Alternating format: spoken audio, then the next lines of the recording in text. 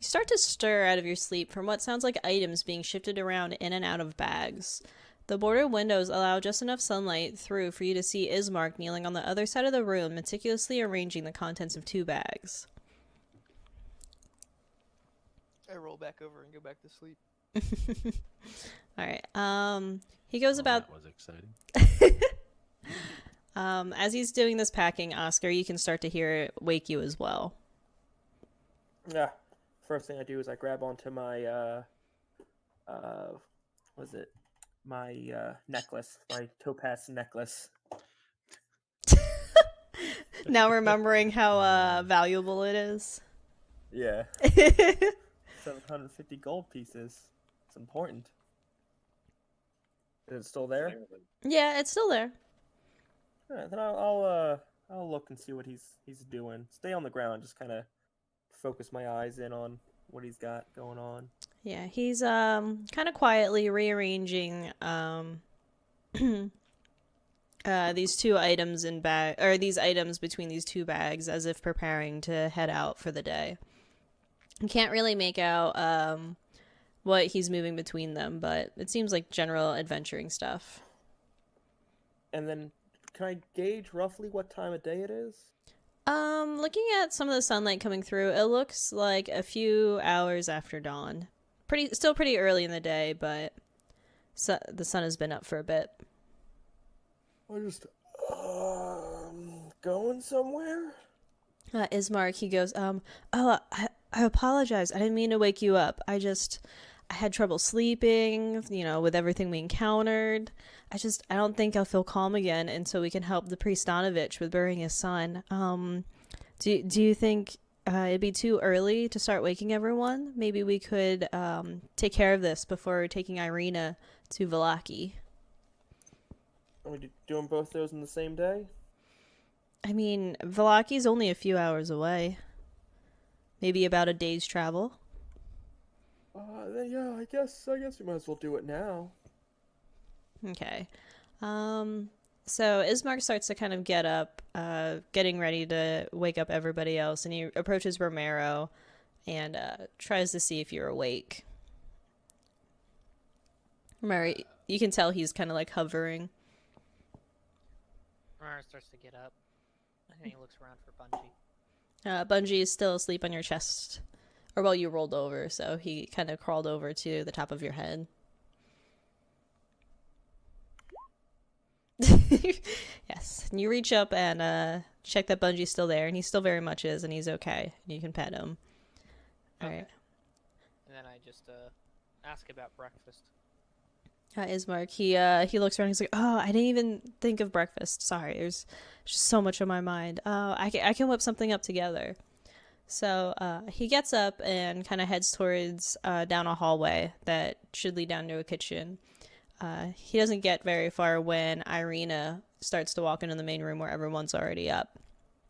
You can kind of hear Ismark trying to do kind of like quiet apologies and explains that they want to bury Donovich's son before leaving for Vallaki.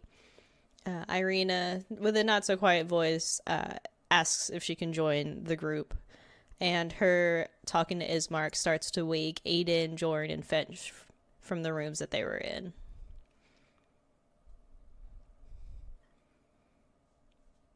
I guess I'll come out and join everyone else then.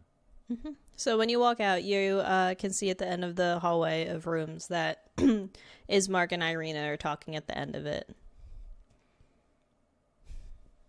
Can I overhear what they're saying? Mm-hmm. Basically, I'd love to wake you up. Yeah.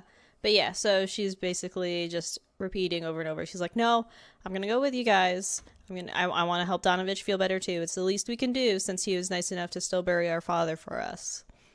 And Ismark's kind of like, "Shh. I mean, I know, but like everyone's still asleep."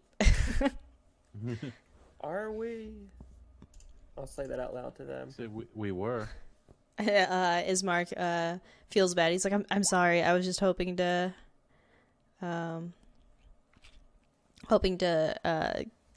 take care of this before Irina was up, and now she's asking to go. I don't see any problem with that. We already killed the bad guy. thought you wanted to What are the save odds him. Should be fine. I wanted to. That was the plan. But you know, next day he's dead, and I doubt there's 2 vampires in the church. Bum bum bum. Yeah, so Irina, happy to hear that someone else supports her. She kind of nods in your direction and starts to head towards the bags that Ismark was packing originally. So Are then these your adventurer kits? Irina's like, yes. There's these 2 bags, one smaller than the other. I usually bring the smaller one with me. I don't usually have much that I need to carry with me. Don't forget your grappling hook, your pittance, and your bar of soap. Every adventurer needs that. She starts looking through the bag to see if those were already packed for her. So yeah, Aiden and Fench. Okay, so since my guy is not a heathen, he's going to use his said soap. Wash up in the morning, you know. Actually wash himself. A bit. Okay. I mean, we're about to go dig a hole. You don't have to be smelly to dig a hole. Yeah. You're gonna be smelly pre-hole, or are you gonna be smelly after a hole?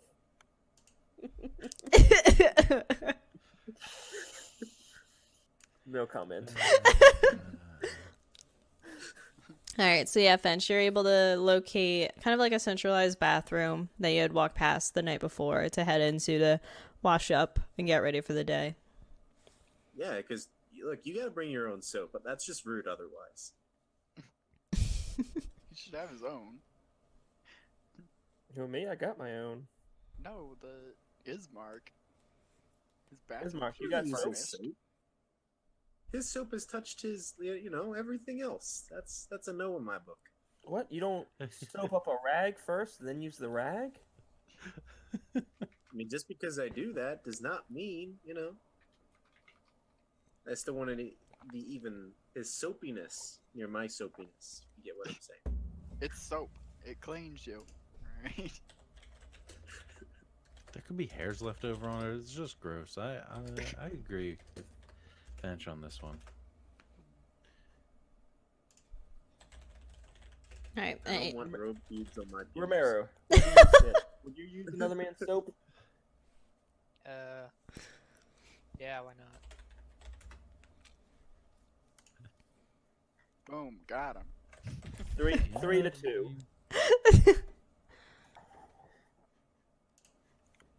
So yeah, so then Aiden, what are you up to? I clean myself up too once Hmm. he's done. Okay.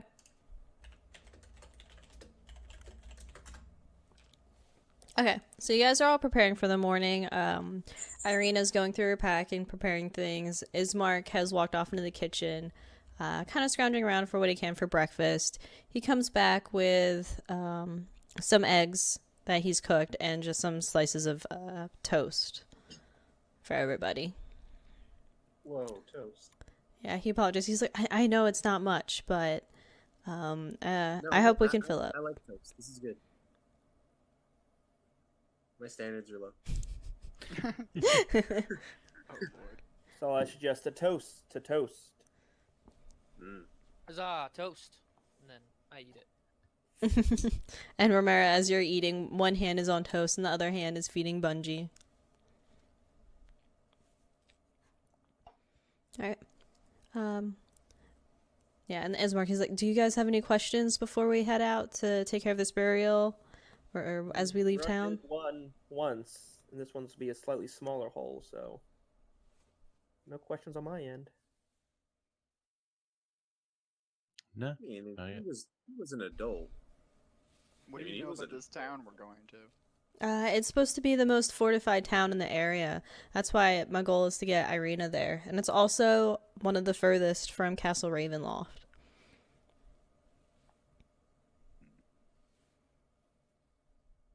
All seem like good things. And you how buy far them? away is It should be about a day's travel. It's not too far. But there is an encampment we can stop by midway if we find that it's too long of a travel.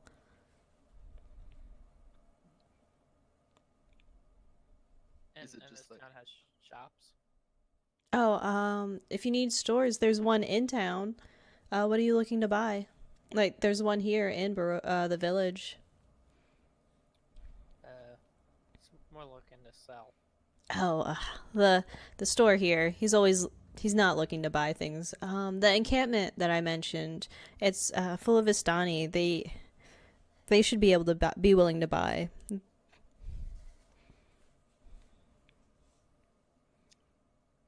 Sounds pretty good. Should work for us. Okay. Alright. So yeah, you all kind of like finish up your breakfast, and Ismark gets up and grabs the bigger pack and kind of motions that he's ready to head out of the mansion. I follow. Okay. So then we'll Go to the church. yeah. So then, what order do we all want to be in? I'll stand next to the girl.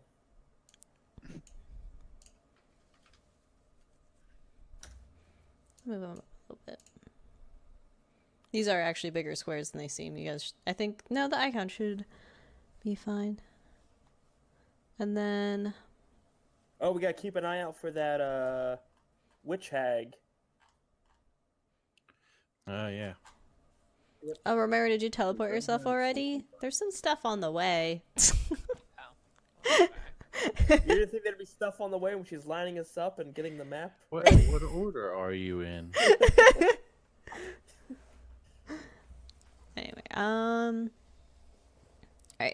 So yeah, so Irina's towards the back, so Oscar, you're gonna be the back. Jorin, are you gonna be next to Oscar? Yeah, I'll be at the back with Oscar. Okay. So yeah, so you guys start heading out from the mansion. And you make it to... Oh.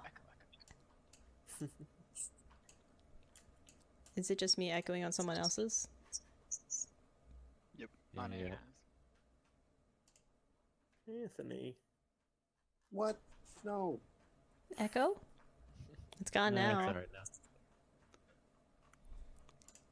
Is that better? Test? Yes. Cool. Okay. So yeah, so you make it to about this home, and outside you can hear the moans that you had heard earlier before when you initially left Death House. I forget, were they good moans or bad moans? They are ones of pure sadness. Bad moans. As you come past the house, sorry, I meant to grab Irina. I grabbed Aiden instead.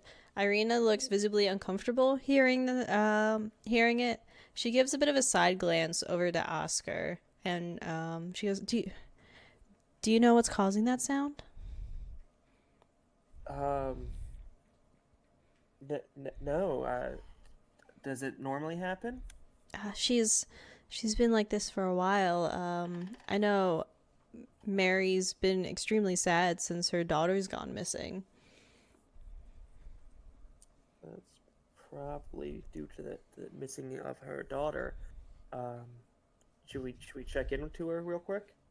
And then Ismark kind of overhears from the front, and he goes, I've been meaning to go and check on her. It's just, there's been a lot of sadness through the village as it is. I think it might be best if we take care of the burial and then come check in on Mary, if that's all right with the rest of you. Well, how many guys do we need burying? I mean, maybe me and Irene can go in, console her, and meet back up with you guys.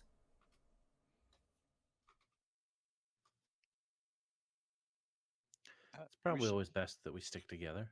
Yeah, we shouldn't leave Irina alone. I shoot Aiden a bit of a side glance, but then like, you guys are right. Let's go. All right, so Ismark goes ahead and like marches everybody forward towards the church. Do you make any more grumbles, Oscar, about it all? No, I was already blocked once for this morning. You could have simply said, well, I'll stay with her. That's what I was saying originally, that I'd go with her, me and her. get out of digging a hole and hanging out with two girls. I mean, granted, one is sad because of the loss of her daughter, the missing of her daughter. And Well, then go off with her. We'll be back soon. Don't worry about it. Just don't die, Oscar. It'd suck if you lost that amulet.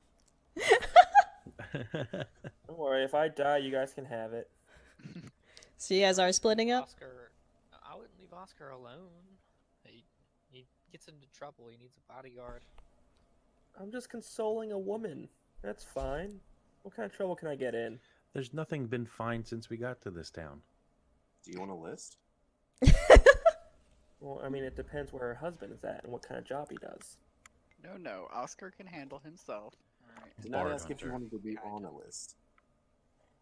we'll just follow him sneakily. Oh, are you? Follow Oscar sneakily. Yes. Thanks for giving me the heads up.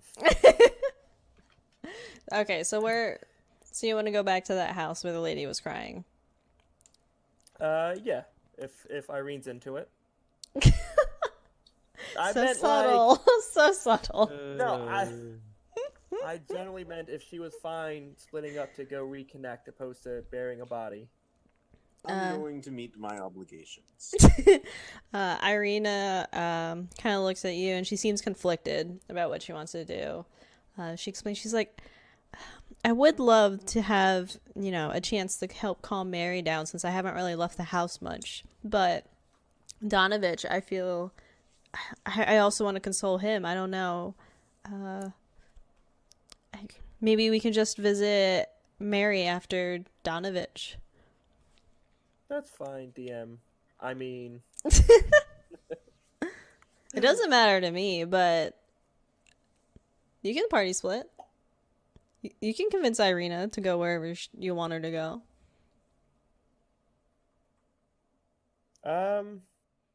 well, I mean, I'm fine going to whichever. I just figured because we got a time schedule to keep Irene. You still can't get her name right. It's beautiful. You're not doing yourself any favors with that. Aren't I? All right, she looks at you. She's like, "Oh, we do have to go and head to Valaki soon after this. All right. We can go talk to Mary while the rest help Donovich." Alright. And then she heads. Give Donovich my regards, guys. So, this is the house where it was loudest from. The tiny brown one or the big blue one? This one. Okay, this one. Yes. Okay. All right. So Aiden is here. Is anybody else? Guess Nope. I'll help bury the body. I'm on the body burying crew. The body burying crew. All right. Does anyone have a preference on who gets to go first? On the body burying crew? No, between this party split. Preferably Fench, since he's the one that started. Yeah, honestly, Let the body get buried first, I guess. Okay. that would also be my vote. All right. So Ismark, he kind of whispers under his breath to Fench. He's like, "Is Oscar to be trusted with my sister?" Oh, gee, thanks, guys. He's He talking to didn't whisper Fench. to me, he whispered to Fench. Just straight silence. I mean, look, I've known him for a day, so okay. I'm going to be honest. He doesn't seem like he has too much game, so you're fine. Oh, I was more concerned for her safety if there's something lurking in that house. We should probably send somebody with him. I mean, he can hold someone off for a minute or two. I'm just I want you to understand, I I've believe known him for a Aiden's day. following them. Oh, okay. Oh, Okay. that's to be fine. Okay. I just, I'd like to protect her. All right. Let's get the burial done as fast as we can so we can meet back up with them. So then, Respectful. So you guys are right outside of the church, and you notice it's completely silent, and the front doors are shut. Part of the course. What'd you say? I said part of the course. So Ismark goes up the steps and begins knocking on them. It causes an echo that seems to reverberate not just through the pretty much empty building, but also yourselves, giving you all chills. Donovich comes to the door and answers. He has a very pale-looking face with clear evidence of his sadness. His eyes are swollen and red, while also being sunken in from a complete lack of sleep.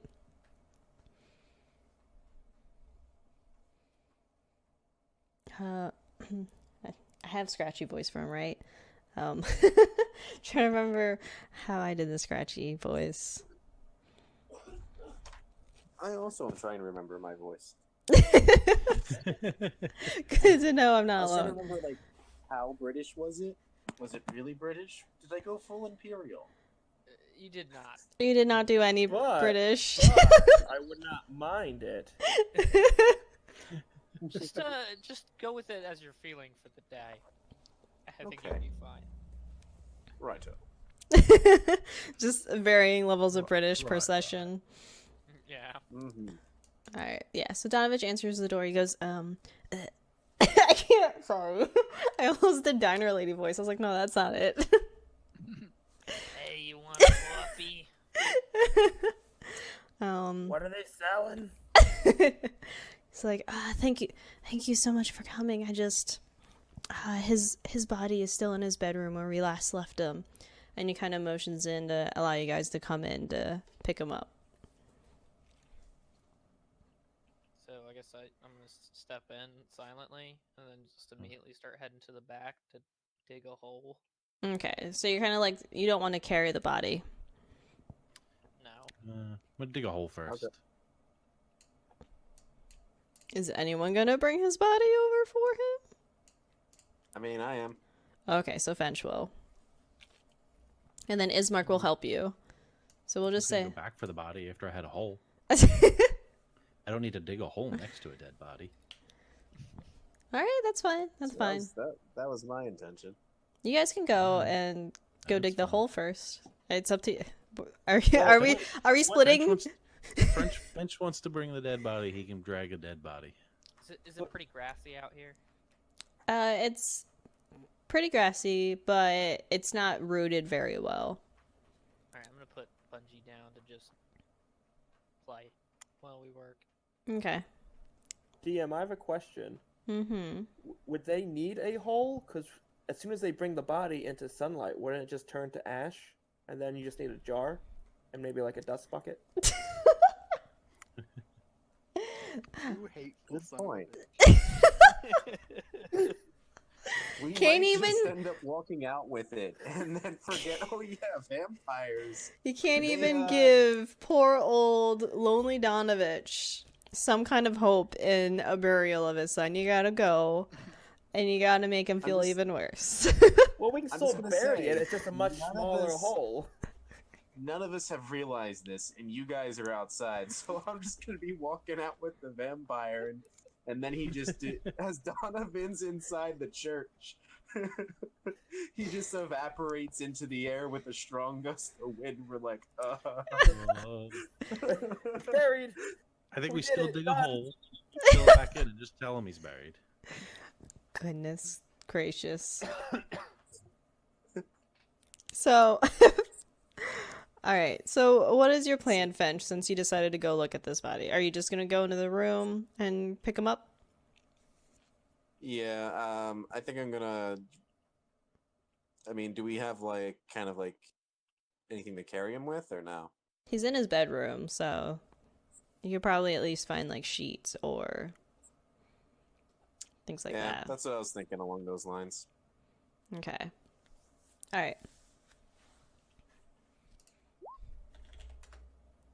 So, so opening the room, Fench, you're reminded of. Oh my god. Sorry. All right. You are reminded of Doru's final moments. Well, no, you're not. You were asleep. Yes, Fench was asleep. I was. You were. Okay. So Fench opening the door, you can see what Doru's final moments were like.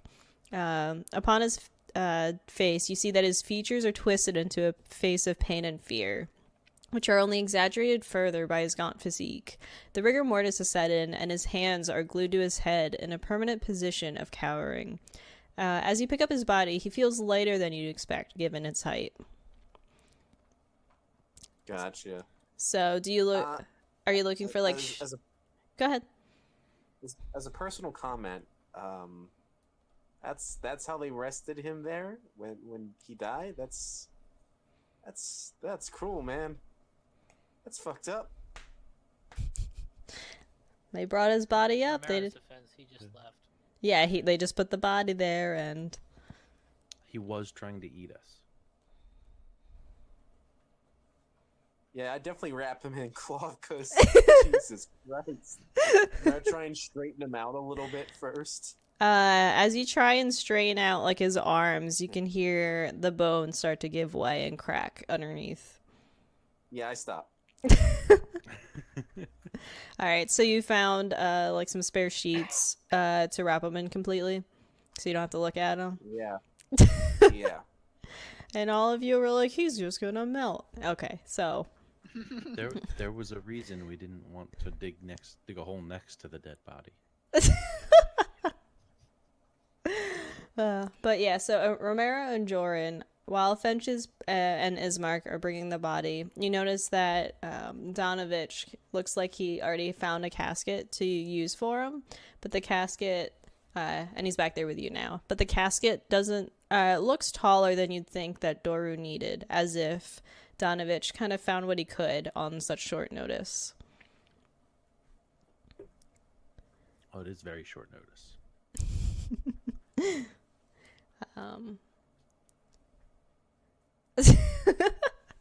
Stryder. Casket be too big than too small.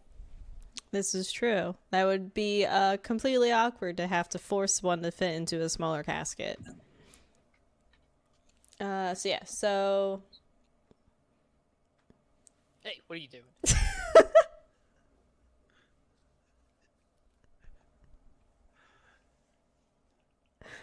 do you just laugh at him yelling at you? Is he actually yelling at me? Yeah, in character. I'm sorry. I didn't mean to offend you. He's just shy. Well, I'm sorry. Doesn't like strangers. Is Bungie just a rabbit? Yes. Okay. Yeah. So then, Fench and Ismark, it doesn't take the two of you very long to bring the body out, given how light it is. And you guys, head towards the back of the church to meet with the rest of the group.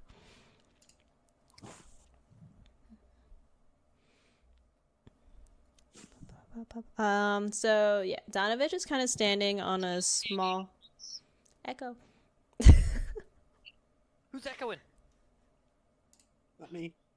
Mute the stream, bro. Mute the stream.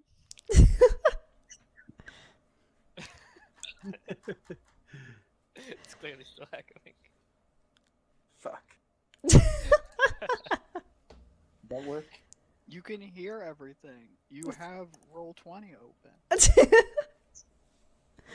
All right. So then, so Donovich is standing kind of on a small hill, pointing at a position that right next to the coffin to signal where to start digging the grave.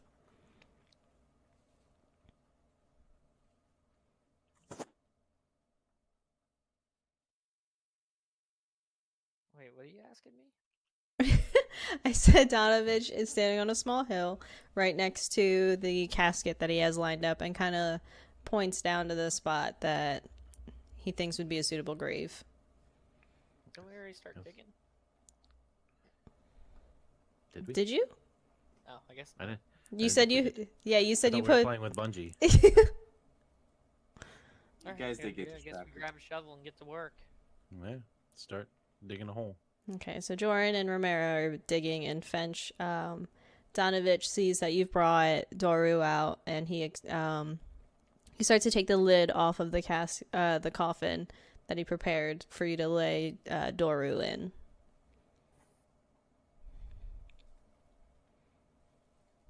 Yeah, I bring it over. Okay. The body. Yeah. Donovich doesn't bother taking the cloth off, almost as if he's kind of scared of seeing his son's face as well. And once you place the body in, he starts to push the lid of it closed. So Romero and Jorin, you find that the earth next to the casket is pretty soft and easy to dig into. You're able to dig a hole of a fair size. And it doesn't take you very long.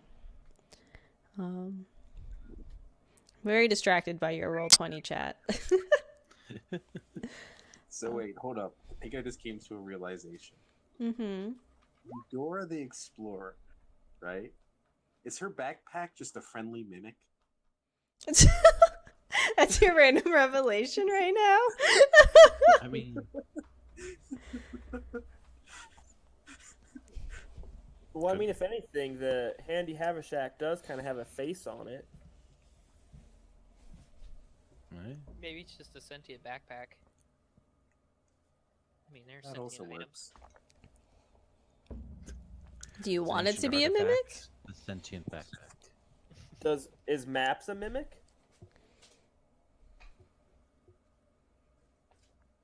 Doesn't eat things though, or say delicioso. Delicioso is the telltale catchphrase of a mimic. Definitely. I mean, if anything, I think Boots is probably the mimic. Why? Because he's always yelling at her. Yeah. Alright, but yes. He also does not have boots in the live action, and it bothers me. You watched it? What? I haven't watched it, but in all the trailers, Monkey's got no boots on. How you gonna name Monkey Boots if he ain't got no boots? Maybe it's a prequel. Have you ever tried to put boots on a monkey? Maybe it's a prequel to Boots becoming Boots. That's the secret plot. That's the whole thing. You've ruined the whole thing. They're exploring for the boots in the movie. No, they'll do like the whole thing and form like some close-knit relationship between the characters. And then at the end, they'll get the treasure chest and Boots will open it and it'll contain red rubber boots. And then right to credits. Credits to be continued next time. That's the cliffhanger. Okay, where did I I'm leave not off? sure how I feel about all this. You started all of this. I did. I'm sorry, world. Who's got the dog?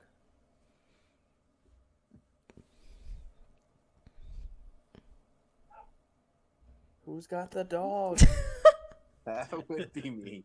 Hold up, I gotta let it in. Anthony, you're so bad at streams.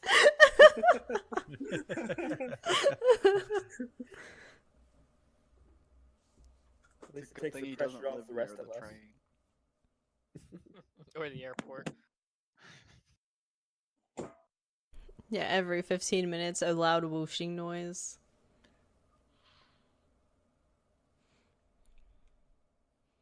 I'll wait till he gets back. Well, I'll just explain again. So yeah, Romero and Jorin, you guys find that it's pretty easy to get this grave to the right size. Donovich, he says like that should be plenty when you start to get to a point where the casket can be lowered in. Good, I can't dig too deep without getting stuck.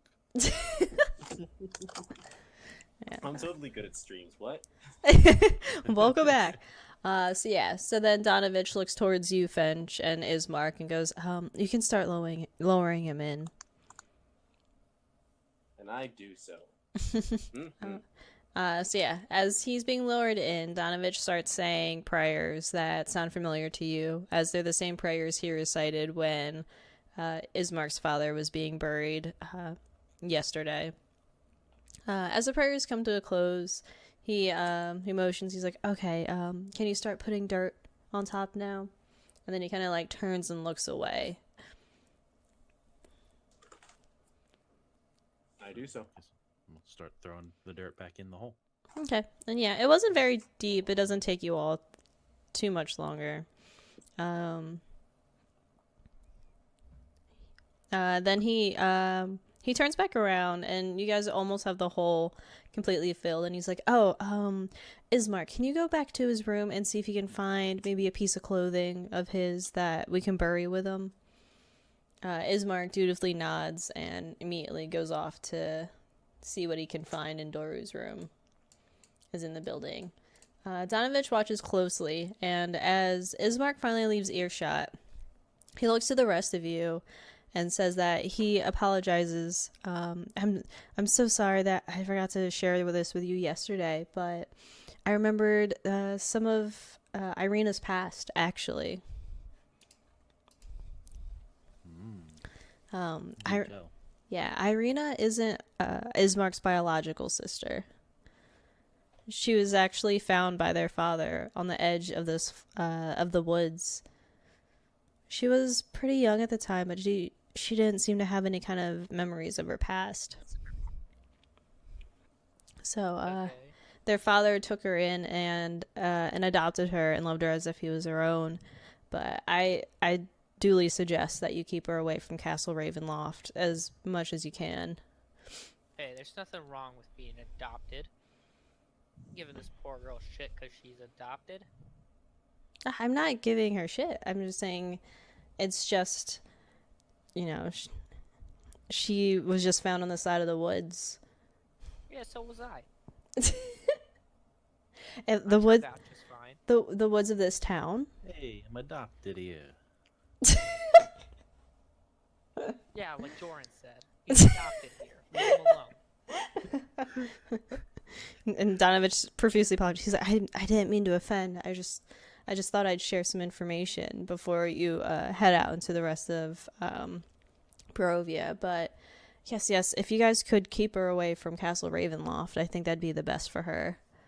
There's an abbey in St. Markovia, or the Abbey of St. Markovia in Kresk, that's pretty safe. And also the fortified town of Vallaki, I hear, is also very safe and very far from Castle Ravenloft.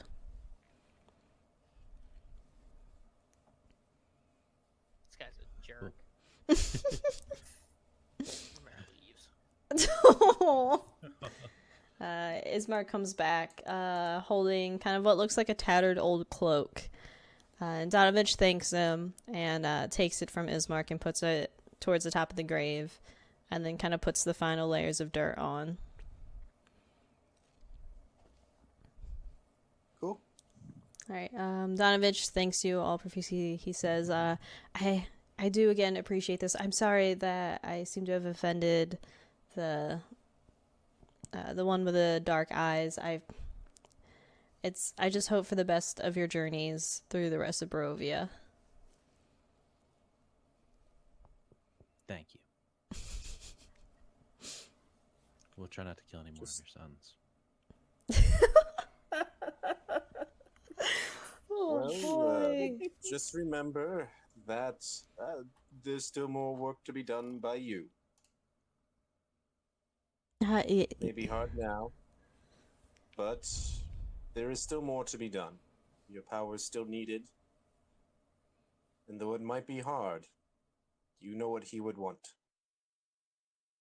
Romero comes back out in the middle of this, looks at them all, picks up Bungie, and then goes back out. Oh, you almost forgot the bunny! Oh.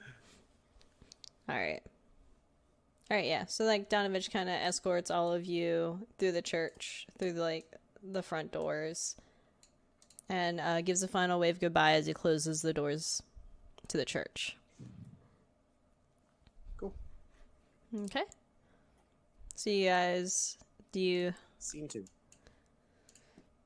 just start walking towards the house that Head back Oscar's to at? Join our companions. Yeah, what happened while we were busy digging holes? Meanwhile, Yeah, so while you guys were all digging holes, so yes, I got reformed into a better child.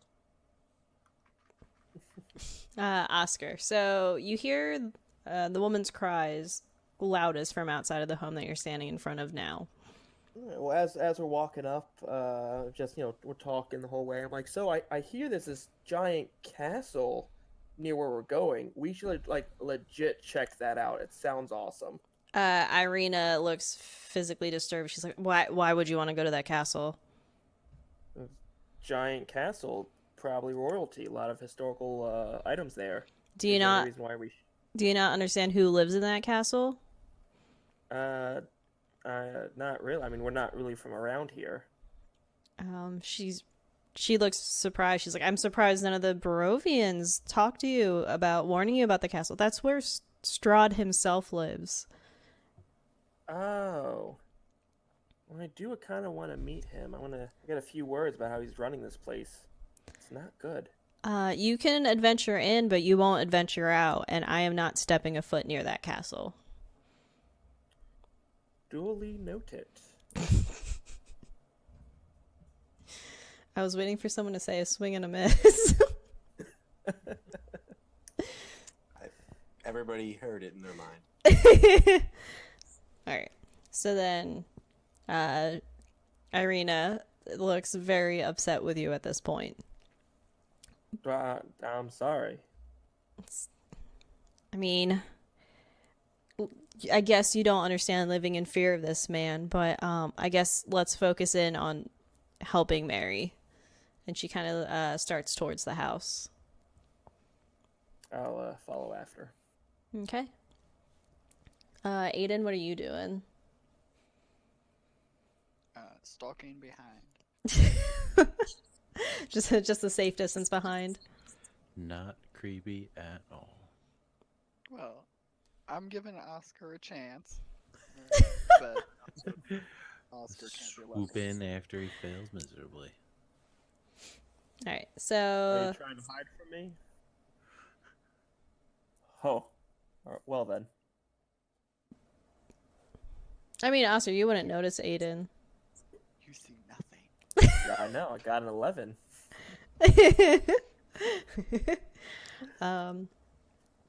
So yes, so you follow behind Irina as she approaches this house?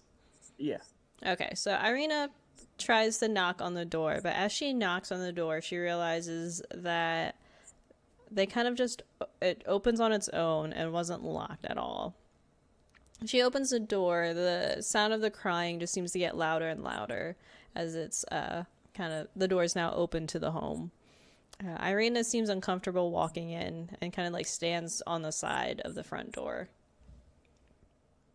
DM question. What was this woman's name again? The crying one? Yeah. Mary. Mary? Excuse us. Mary, are you home? You just hear the sobbing. There doesn't seem to be any answer to your question. We'd like to talk to you a little bit. May we come in? Still no answer. Just this constant sounds of cries. We're coming to check on you, and I'll nudge her a little bit to walk in. You want her to walk ahead of you? Yeah. All right. So Irina goes ahead and steps in, and she looks around, and she doesn't seem to really notice anything as she's walked in. And she goes, Oscar, I think it's fine to come in. No, I'm right behind you. Okay, so then stepping in next to Irina, you see ahead of you a small hallway. In the small hallway, there's kind of a doorway to your left, and beyond that, you can make out what looks like a small kitchen. Directly to the right of you is a stairwell that leads upstairs, and that's where you can hear the crying the loudest. She must be upstairs. Let us continue. Real quick, can I see inside the kitchen as we walk by it? It's kind of like where you're standing. The kitchen is straight ahead of you, and you can tell it's a kitchen, but you can't really see inside it without getting much closer. Okay, because there's no way from here I can tell, like, did she make food recently? Is it, like, good to go? Or did she, like, nothing's been, like, done for a while? You'd have to get a little bit closer to check that. So it would be walking away from the stairwell and towards the kitchen. No, let's just go upstairs. Okay. Are you leading at this time, or are you pushing Irina in front of you still? I mean, Arena knows the girl. I don't know who this person is, so she'd probably want to see a friendly face first. Okay. Aiden, you see the two of them walk into the house very slowly and cautiously. What do you do? I'll sneak in behind them. Okay. So yeah, so you see. Give them like a couple minute lead. Okay. So Oscar and Irina, you guys find yourselves at the top of the stairwell. At the top of the stairwell, you can see that there is a door directly in front of you, which seems to be where the sobbing is coming from. And beyond that, there's a doorway to your left and a door just past the one in front of you, like up a small hallway. Okay. I mean, there's no reason not to just go directly to where the crying is coming from. Okay. So you guys go ahead and go to there? Yep. All right. So then soon after they reach the top of the stairs and head towards that door, Aiden, you're at the bottom floor and you see what they see: the small hallway with a doorway to your left, the small kitchen up ahead, and the stairwell to your right where the crying is coming from.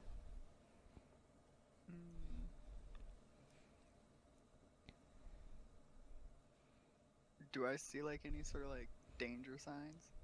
You don't seem to sense anything off. Besides that dead body. I think I go to the kitchen. Okay. So while they're upstairs, you approach the kitchen and find that there is food that seems to be set for two. However, the food has clearly become spoiled and has been sitting there untouched. There's mold starting to grow on some pieces of bread left behind. Initially, the smell of the food rot didn't hit you, but then it suddenly assaults your senses as it rolls through a strong, kind of like a strong wave. Roll Constitution.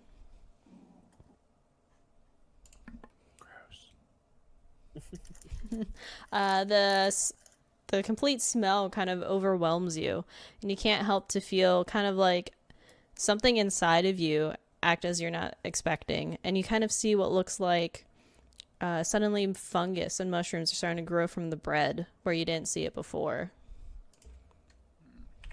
Do I recognize the like fungus or mushrooms?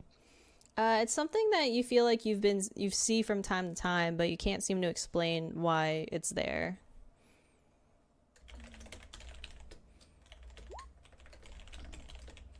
I want to move closer to Oscar. Closer to Oscar.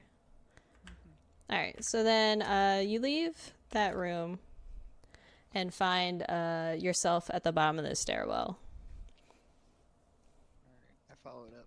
You follow it up? All right, so Oscar and Irina. So how do you approach the door with the sobbing? Do you just go right in? Yeah, well, I assume, Irene's probably going to be too shy to just open the door, so I'll kind of lean over her and open the door and swing it open, and then, like, both of us will walk in. Okay. So then you reach and you start to... I just realized you're speaking as Stryder and not as Romero anymore. In and out of character. So let's see. So, okay. So yeah, so you open the door, and standing in the front doorway, you see that there's a woman sitting alone, crying inconsolably in the middle of the room, clutching something to her chest. She's so lost in her own sadness that she doesn't notice you all enter the room. I'll speak up, like, hello there.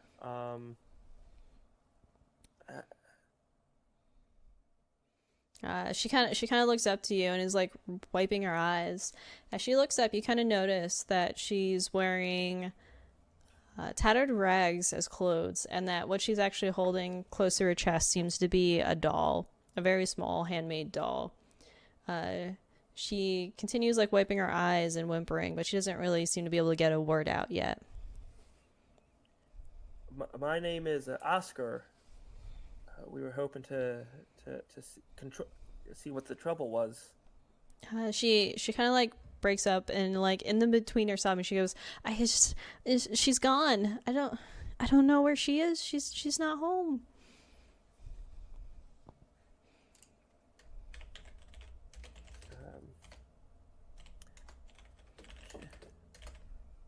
by any chance, had you recently seen the old lady selling the sweets running about? Yeah, I know of her. I never partook. I knew she took children, but my daughter's much older than that, than the usual people she bargained with. I don't know much about your daughter. Can you tell me who she is? She's just a teenager.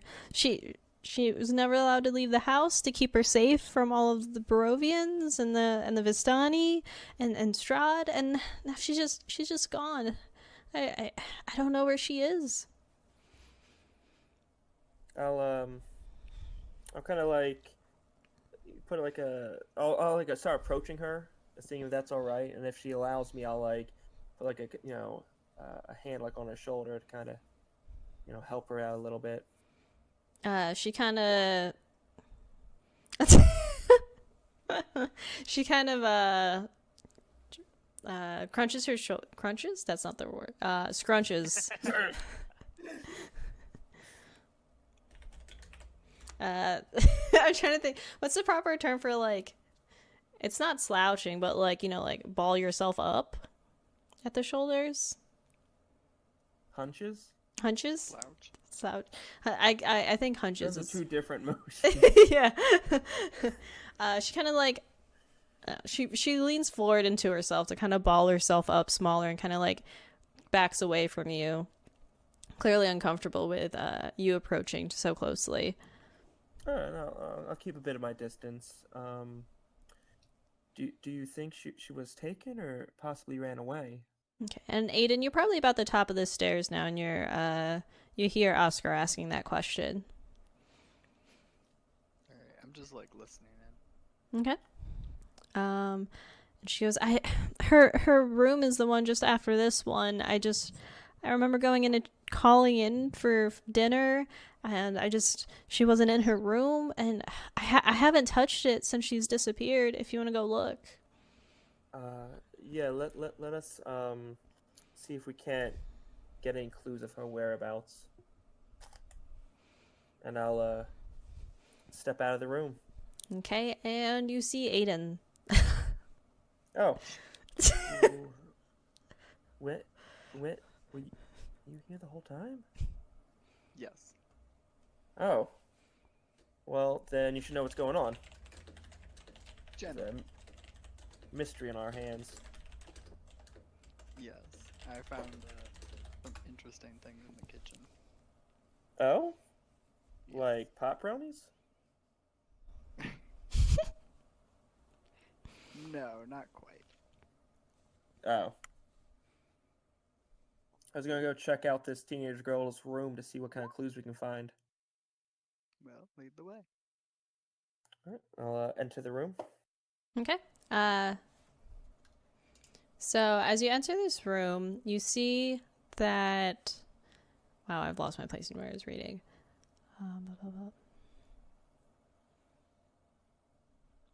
Okay, yeah. So as you push open this door, you see that it's not the room you exactly expected. It's decorated more like that of a young girl's room than a teenage girl's room. There's hand drawings of stars, skies, and fairies taped up along the walls. Next to the bed is a small nightstand that has a few short books on top. And what you do happen to notice, though, is that a window is open in the room, letting a cold draft in. Oh, well, I mean, this seems pretty obvious. I would go investigate the window. Okay. As you go look at the window, it seems like it was opened without too much force. It doesn't seem like someone broke in and entered.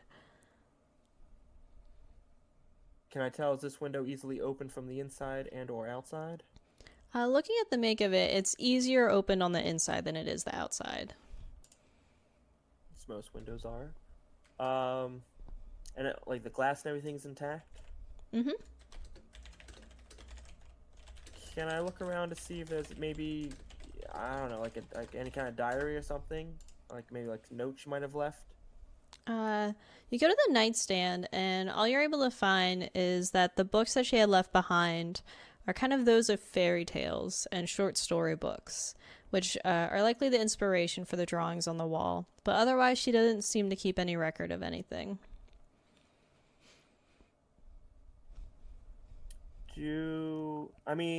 Wait, here's a question.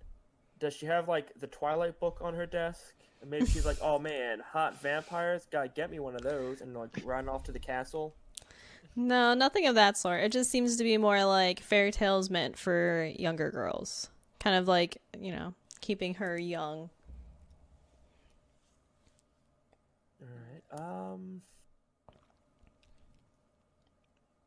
Do we see any clothing? You see general, you know, tattered rags, things similar to what Maria was wearing. But does it look they... like she might have, like, taken anything with her? No, it doesn't look like she pre-packed anything.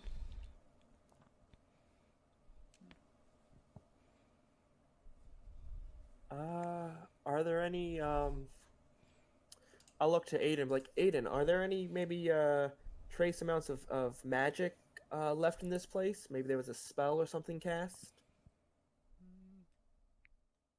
I suppose I could check. Okay. So, we'll say Oscar, as you're kind of like looking through the room, seeing what kind of clues you can find. Aiden sat and focused in to try and detect magic. As he did this, though, nothing seems to stand out magically about the room, or any kind of traces of anything left behind. So, are the fairy tales just general fairy tales? Yeah, general things, like you see kind of like fairies or pixies drawn and taped up to her wall, things related to that nature. But there's no real signs of where she might have gone. No, nothing clear.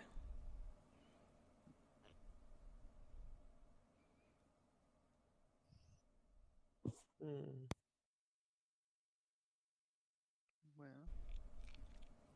she probably went out the window, right? So, we gotta check outside. Alright, I'm just gonna, like, is there, like, a ledge or something I can just climb out the window? Looking over the edge. Ooh, echo. Anthony? Is it doing it again? I mean, it's a echo, I just assume you. I just assume you. It's a fair assumption. It seems better now, though. Yeah. But yeah, so looking over the window, you see that it's kind of tall on the second floor. There's not, and it's a townhome, so there's not really a sloping roof that she could have easily jumped down onto. Okay. Are there any markings of anybody, like, being up on the roof? Any footprints or? You don't make out much of anything, but you do kind of see what looks like a few scratch marks on the outside frame of the window. But it's not clear if those are from birds, from other animals. They don't seem very deep. I'm gonna. If I were to peer out, can I see the window from her mom's room from here as well? If you lean over and do so, you can. Yeah, I'll lean over and do so and see if her window has similar scratch marks or if it was just isolated to this window. You look over and you don't see similar scratch marks.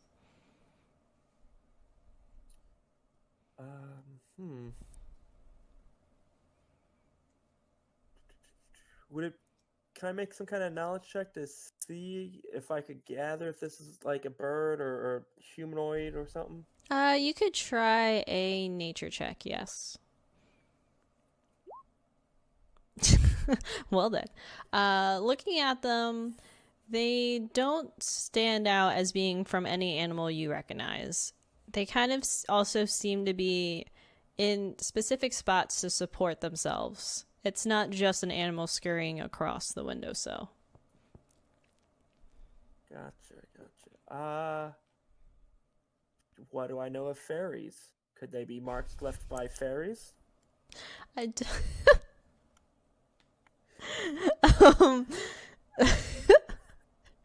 I'm trying to think of what check would make you know about fairies. Do you... Given your background, I'm gonna say that you don't really know much of fairies in particular. I mean, the check's gonna be all the same for whichever one it is. Yeah, because you don't have any kind of proficiency for certain types of creatures, right? Nope. Okay. I mean, I guess you could make a... I want to say history. Yeah, let's go history. Ooh, Yeah. Six does not look good. So yes. So as much as you try to remember, you don't think you've ever read anything truly detailed about fairies or creatures similar to that to know if it could be them.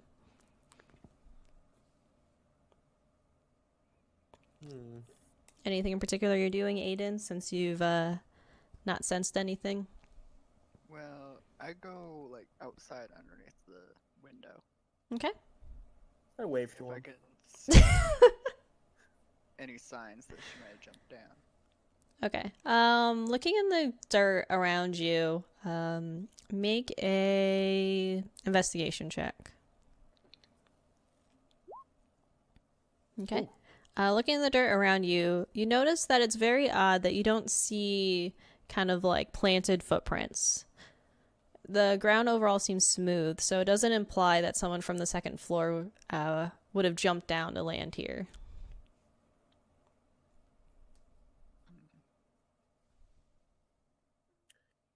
I'm gonna start to climb out the window and see if I can't like imitate some kind of way she would have escaped on her own. Okay, I realize I forgot to bring Mary into view. There's Mary. Oh, hi, Mary. Oh, hi. So yeah, Hi, Mary. so you try and jump down, but with the lack of ledges, you just realize that if you were to climb all the way out the window, like I'm saying that you have 1 foot out in 1 foot out the window, 1 foot in the room, you realize that there's no real ledges or anything for you to jump onto. You'd be jumping down to the ground if you were to jump all the way. And that does not seem like the safest of options.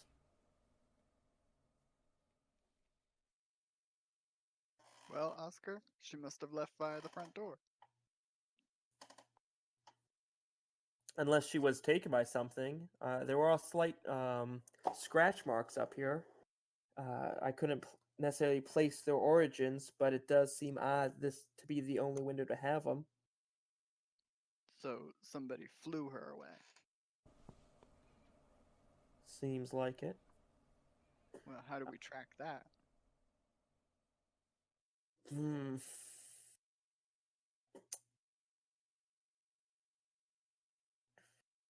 Hunting dog smells. Maybe, I don't know. Jorin's lived in the woods all his life. Maybe he can track them. Can halflings track? I don't think it's some natural thing that the short people can do. But height doesn't have anything to do with it. His hairy feet do. Irina excuses herself to go check on Mary again since it seems like her crying's picked up again. Yeah. She was real helpful in this investigation.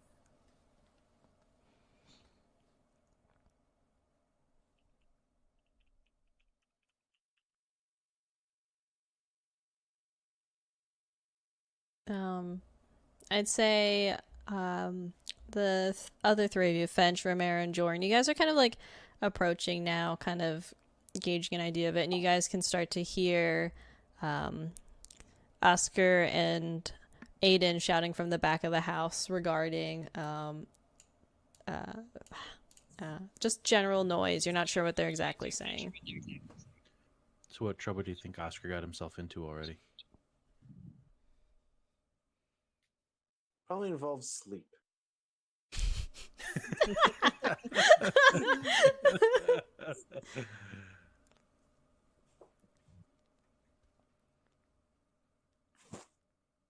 Okay. Do you three kind of go back to where you hear Aiden and Oscar talking, or go to enter the home? I mean, I go where the people are talking. Do we Do we see them? Not from the back, because you two are kind of like looking up and down at each other from the back windows of the townhome. Oh, I see. I see.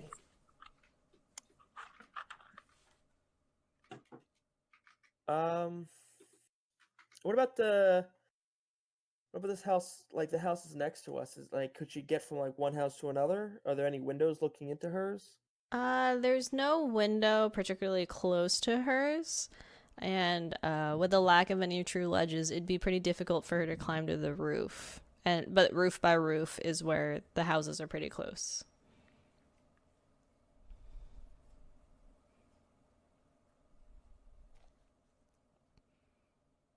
Hmm. Yeah, so Fench, I'd say you're probably rounding about to the back of the home. Jorin, where do you head? I think I would go with Fench around where the commotion's coming from. Over here, Fench. Oh.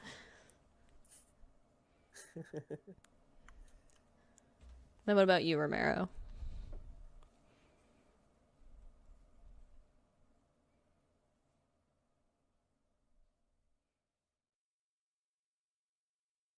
Brother? Are you muted? I am muted. I don't know. Roll 20 is acting up. It won't let me move my guy lower than Arena's icon. That's weird. Let me put her in the house with... Well, like I just mean like I physically can't. I don't know. Struggling to get it around. It's okay. So yeah, so you're all in the backyard now. I see Romero down there. Yes. Romero, catch me! And I just jump. All right. Oh. What do I roll? I'm gonna say a dexterity because you were not prepared. You have to act quickly to reach out, and As I fall, I'm just like, trust Just exercise. flat dex. yeah, I'll give you athletics then if you're if you have the athletics proficiency. Okay, so used to your brother's shenanigans, hearing Oscar call to you at all, you instinctively kind of throw your arms out, imagining the worst, seeing that he was already halfway out a window, and you're able to catch him gently, with little to no harm to either of you. As I fall into his arms, I'm just completely like in thought of like, all right, so she definitely couldn't have left out that window by herself.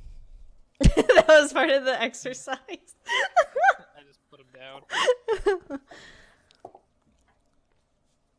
Oh, I forgot to bring Ismark. So Ismark's in the backyard with you. He goes, where's Irina if we're all back here? Oh, she's in the house. So Ismark immediately goes in the house.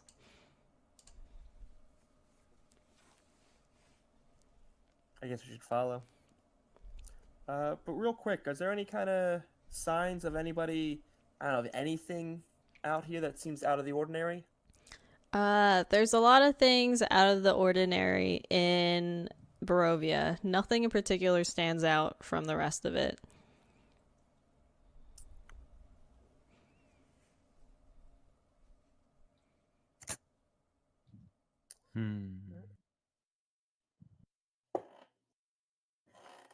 Alright, but you, go ahead. Well, Jorin, we've got a puzzle for you. How do you track something that flies?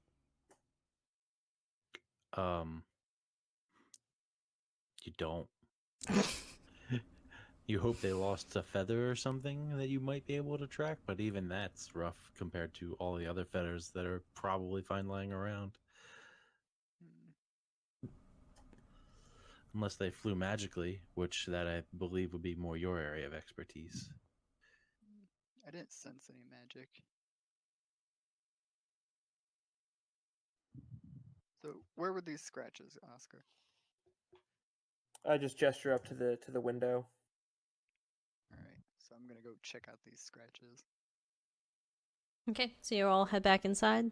Or I guess Aiden heads back inside, and Oscar, you said you follow Ismark? Yeah. I'll follow Aiden back to the scratches. I'm intrigued by the mystery. Okay. And Fench and Romero? I'm just along for the ride. I feel like that's where I'm at as well. I should note that I guess I'll say this at least. Well, if this is any fey creature we're dealing with, I do speak Sylvan, so can at least help in those ways. You want to just shout out to see if any of them stole a girl? Shout into the wind. Shout to all the fae Sure. that's ever existed. Excuse me, fey creatures. Are there any in the vicinity? Any goblins in the walls or little fairies hiding about? Trying to search for a missing person? You hear no response. Yeah, I expected that. You know what? Are any of the surrounding houses back here?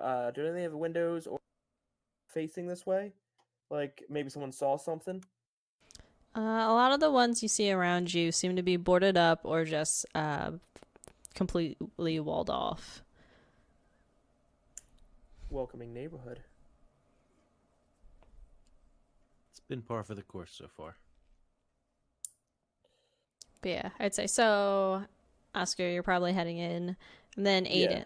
Yeah. So Oscar, as you head in, and anyone that follows Oscar, you see that Ismark found the room with Mary, and Irina, where Irina's trying to console her. Looking in, you see that Mary is actually dropped the doll that she had clutched to her chest.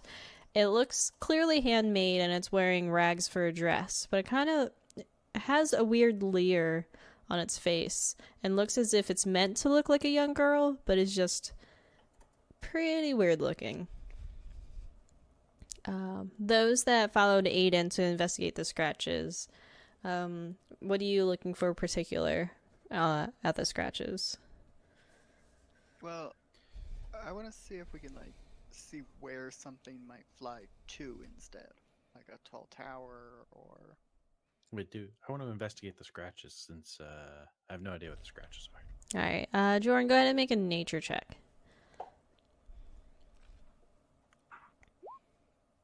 Oh boy. Hey, I did better.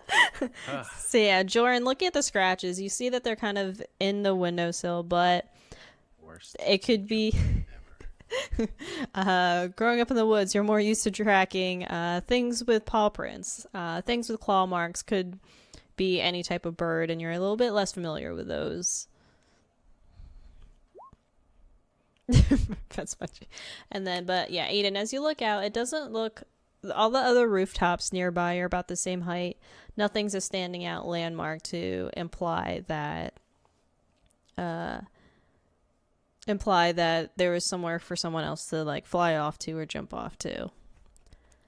Can I check and see if there are similar scratches on any of the other buildings around? Looking around, you don't see matching marks. Well, that's not helpful. And then Oscar. So while you're in there with Irina and Ismark, Irina's consoled Mary enough to kind of talk a little bit more. Mary just admits that her daughter, her name's Gertruda, she's a teenager, and that really hasn't left home at all, and that she would, only feel calm again if you guys were able to go out and maybe find her. She doubts she's anywhere in the village anymore. She just has this gut feeling that the worst that could happen to her might have.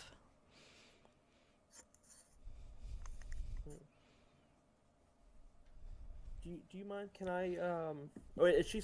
You said she's not holding the doll anymore, or? Yeah, she had dropped it. All right. I'm gonna do a quick identify on that doll. So you're picking it up and you're Yeah. okay. So holding the doll,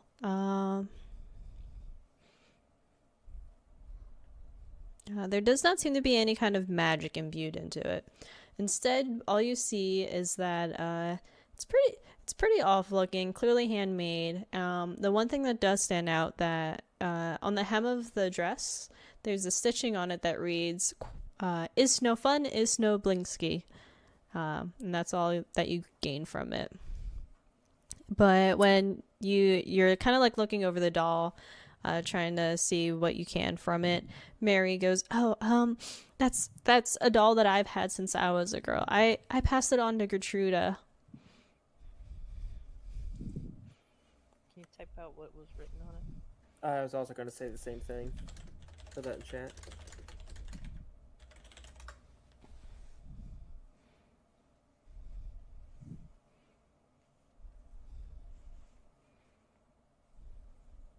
Is no fun. Is no. But I'll actually ask the mother about this, saying.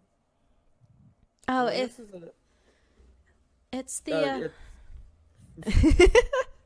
Go ahead. You can phrase your question. This is a weird saying on her skirt here. What does it mean? Oh, that's the toy maker. He's over in Vallaki. Do you think she might have tried to visit the toy maker? I don't see why. It's completely possible. I mean, at this point, I have no idea where she could be.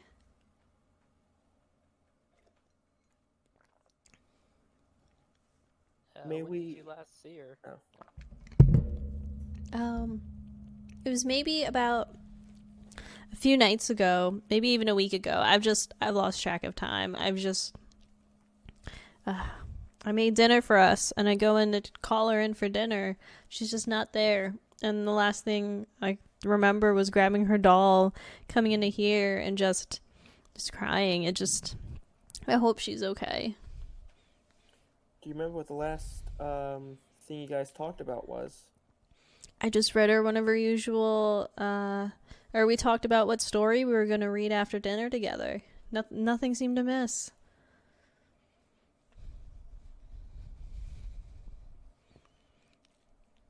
Do you mind if I hold on to this doll in case we either come across her or a strong mage with enough power to maybe track her by this doll? Yeah, that's fine. If that'll help.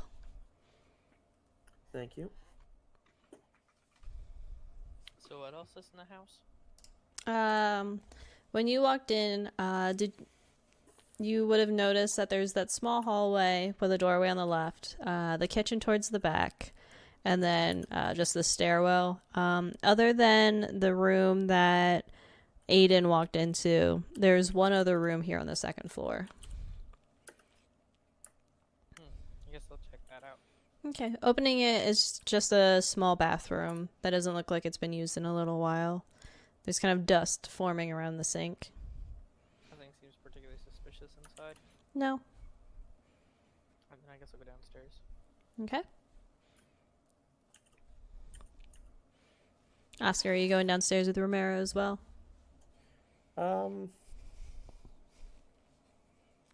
Just to be on the safe. Well, we're gonna be heading out soon after this, right? So I don't want to like use up all my spells. Yeah, I'd imagine so. All right. Does it look like she hasn't slept in a long time? Yes. All right, then you know what? I think I will cast sleep upon her. I just walk up like, it's. I know it's hard when when you're missing someone you love, but it might be best just to close your eyes and get some sleep.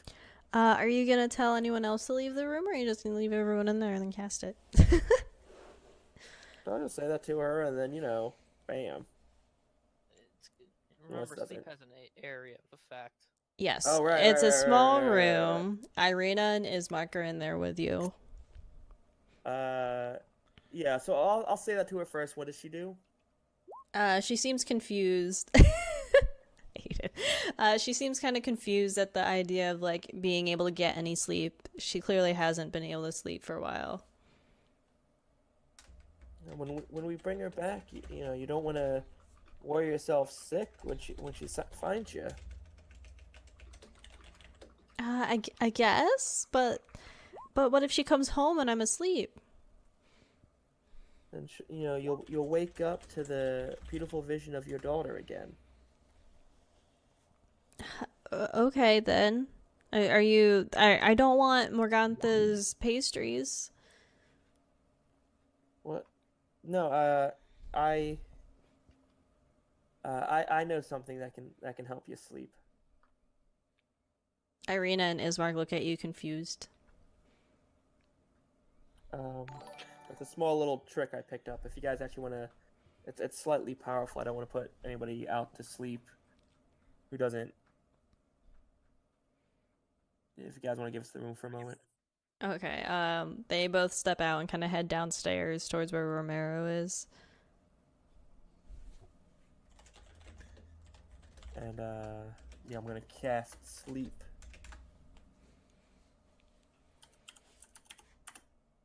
Which, let me just grab the. Oh wait, googling sleep Signature is the right spell. thing. I need D&D.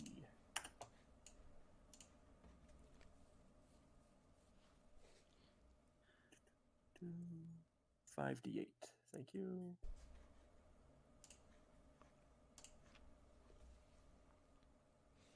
Okay. Oh, there we go. Casting that, you see Mary, her eyes start to waver, and then she clearly kind of like slowly lays down and passes out into a deep slumber. And now for the coup de grace. Oh god. Nah. Not like this. No. And how Oscar was available the whole time. Little did you know, DM, I changed my alignment. Yeah. All right. So then, what's everybody else up to? I think I've been just kind of surveying things outside. Okay. I'm trying to figure out like if there's anything out here that I Okay. can find of use. What'd you say, Aiden? I read the books. Okay. Yeah, they're just pretty short stories about, happier times, fairies, fairy tales, positive things. But nothing stands out too much. I don't know what you're rolling for. Just investigation. But what Like outside, and if there's anything extra I can find, anything leading away anywhere. no, nothing stands out to you. I tried. I guess I go wait. All right. So Oscar, now that Mary's asleep, Yep. you just you just walk away. Yeah, just walk away. Okay. So then Jorin, having looked at the scratches in the windowsill, anything else you look at? Search around the room for anything else I can find that might point me in a direction of what happened. All right. You look around hoping to find something suspicious, but I guess the most suspicious thing of all is that everything seems normal for what you'd expect. Other than the open window, there doesn't seem to be any signs of a struggle, anything forced. It's kind of like she just got up and left one day. Is she a druid? And just decided to fly away on her own?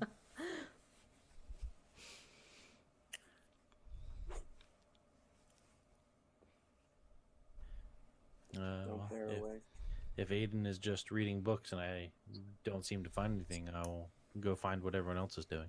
Okay. Yeah, everyone else you can kind of hear is downstairs in the entrance of the home. Ismark, and Irina kind of just seem to be talking in the corner to each other, trying to see if they seem to understand anything that's going on either, but they don't seem to have any hunches. Irina seems a little perturbed, kind of looking at the situation, but she's not really sharing what seems to be bothering her. What seems to be bothering you? I'd rather not speak of it, especially if you're one to visit Castle Ravenloft. I don't know that you'd understand. I feel some slight against my character for my small intrigue about the castle.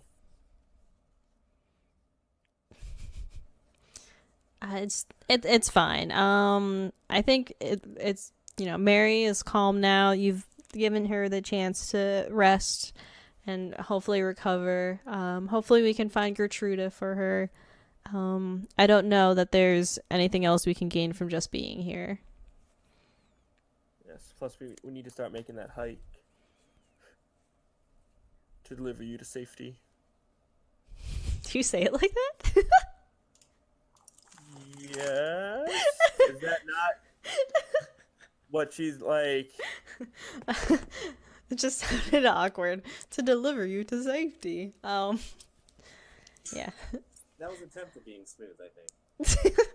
I'm also very distracted by all these rulers. So Irina kind of nods and she kind of leads the way out of the home, and Ismark follows closely behind. Did we check all the rooms on the first floor? We did not. There's one left Yes. unchecked. And just poke my head in. Okay. Seeing in, you look and see what looks like kind of like a small reading room that hasn't been touched in a while. Kind of like the furniture is pretty old, but it doesn't seem very worn or used. There's layers of dust on the bookshelves near the seats.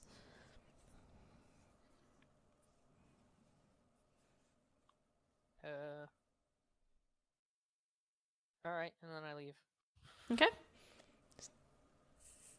Oh my goodness, you guys. No. I think I might have deleted an NPC off the board. Oh, I did. There we go. Anyway, all right. So you guys are all. Those are the girls I don't care. It was the girls that you don't care about. So you guys are all ready to head out? Yep. I think so. Yes. We got our drinks and our 2 steps. What, Yep. what about you, Aiden? Yeah. Okay. Good. So, We don't happen to see that old lady as we leave the town, do we? nope. No signs of her. I'm just making sure our running theory is that like she's taken by the castle, right? That or she went to go see this toy maker dude. Okay. I mean, you guys didn't see a trail, right? Nope. No, nothing. On the side, nobody has like scry or anything, right? No, we don't have Surprisingly, no. Just double checking. All right. It's doll though. You do have the doll.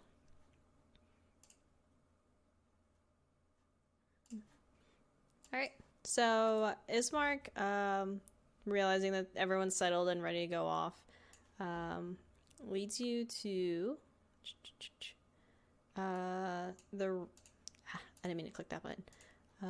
Down to the road here on the left, heading south and out of the town. It's clearly the only other really worn road throughout the town. And he leads you down here to lead you out of the village.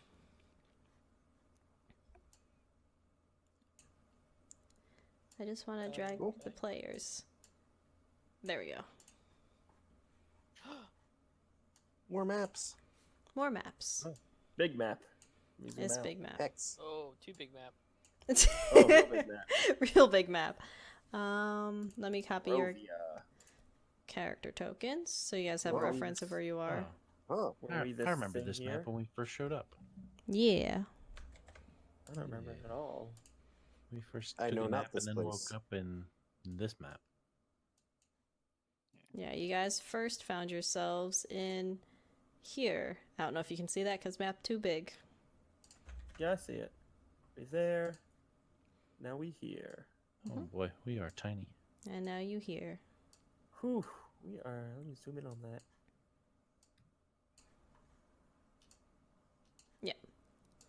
So you guys are following this road. I feel like your characters shouldn't really be on here. It doesn't seem to fit very well with the hex. With the party symbol. With a party symbol. Yeah. yeah, that Use works Oscar better. as the party symbol. He's the one leading everybody. No, I think I'll just leave it as like the group of you, and I'll kind of just grab the group and carry the Well, if you group want, you can along. also just stack us all on top of each other. That's Kind true. of why the things have translucency. We are weeb. All together now. All right. So, yes. So you find yourselves following this road kind of south and out of the village of Barovia. It doesn't take you very long, and then Jobobio, you hear something that's familiar to you. or well, Jorin is familiar to him. You hear the sounds of rushing water. With your experience of living out in the woods, you clearly recognize the sound of running water to be that from a river. Hey guys, there's a river nearby. Oh. Did everyone remember to fill their water sacks? I don't actually have one.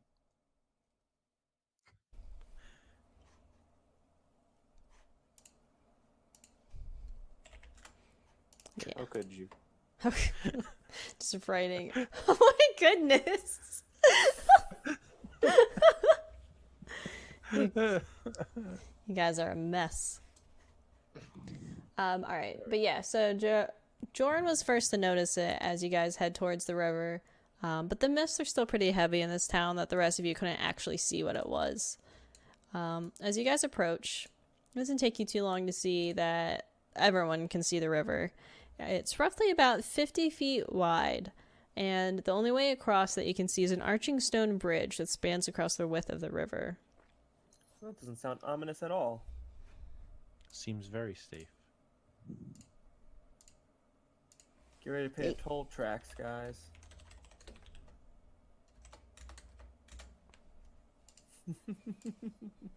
I guess I'll lead first.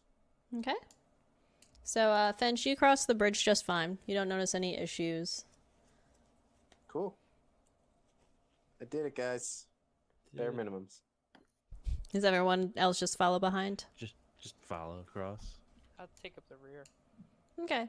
So, you guys cautiously set yourselves up to be careful crossing the bridge, but it seems sturdy. Nothing is amiss, and you all make it across safely. After crossing the river, you follow this road, the only worn road that you see. You follow it down a bit more and find yourself slowly being surrounded by... Oh. I don't know how you got separated. Being surrounded by more and more woods. Soon the sound of the rushing water from the river is completely silenced behind you. Aiden, roll a perception check.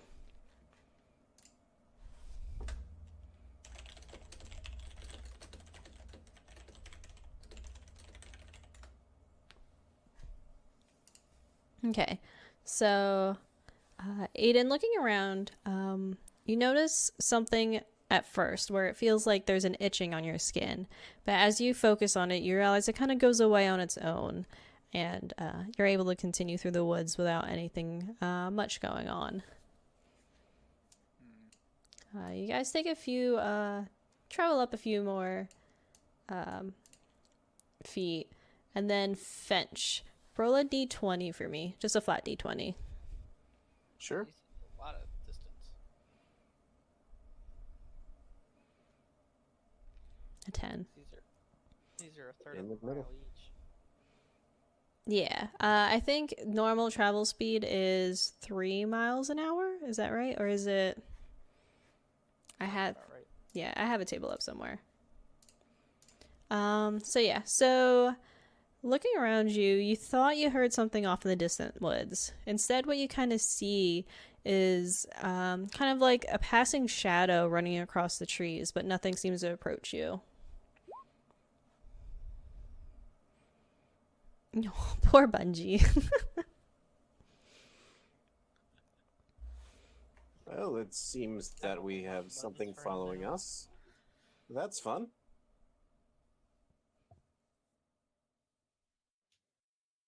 I poke into the brush a bit. Okay.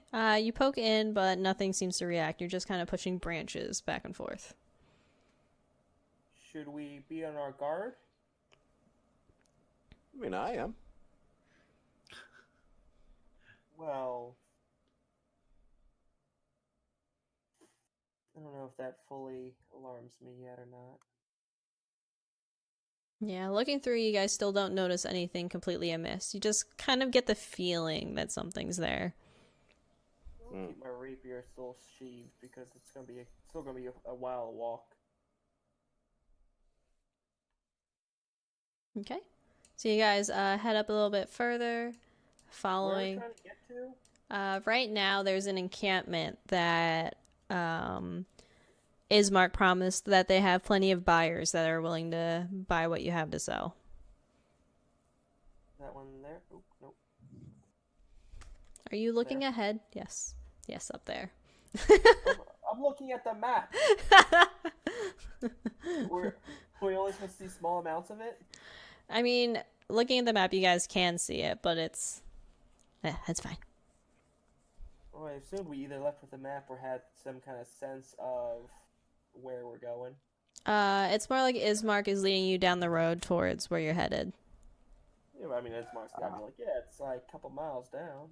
Not just like, we'll get there when we get there, guys. 5 days later. No, yeah, We're in this place. he knows the path of where to get you guys to for where you want to go. But the first step is he mentioned the Vistani encampment, or the camp of Vistani, where they have people that are willing to buy goods from you. But yeah, so you follow the road further and find yourselves at a crossroads. A crossroads. Yes. I want to double check something before. Make sure nothing happens on F. Exactly. I mean, look at this big blank map. With no words or markings or anything. Yeah, Cheats. I'm not cheating. All right. But it's So not me. Oscar, I'm- roll a d20. Oh no, it's a punishment. Haha. Is it? Yeah, if you do the just the roller on the left side. Yep. Click it, yeah. Yep. 13. Yeah. Lucky number. So you also get kind of like the shiver down your spine and look around to see maybe what Fench had seen earlier is something that you could spot. You look around, but you don't seem to see anything through the heavy mists. You know what? I might be crazy, but let's shoot off a detect magic. You shoot off the detect magic, and you do sense something nearby. All right. Is it like near moving? I mean, I got this for 10. Yeah. An eyeball out. It seems to trying to think of which school of magic it would belong to. I need to look up the schools of magic again. I used to know these off the top of my head. Necromancy. That's not a school, but It is a school. Sometimes known as the School of Love. we love.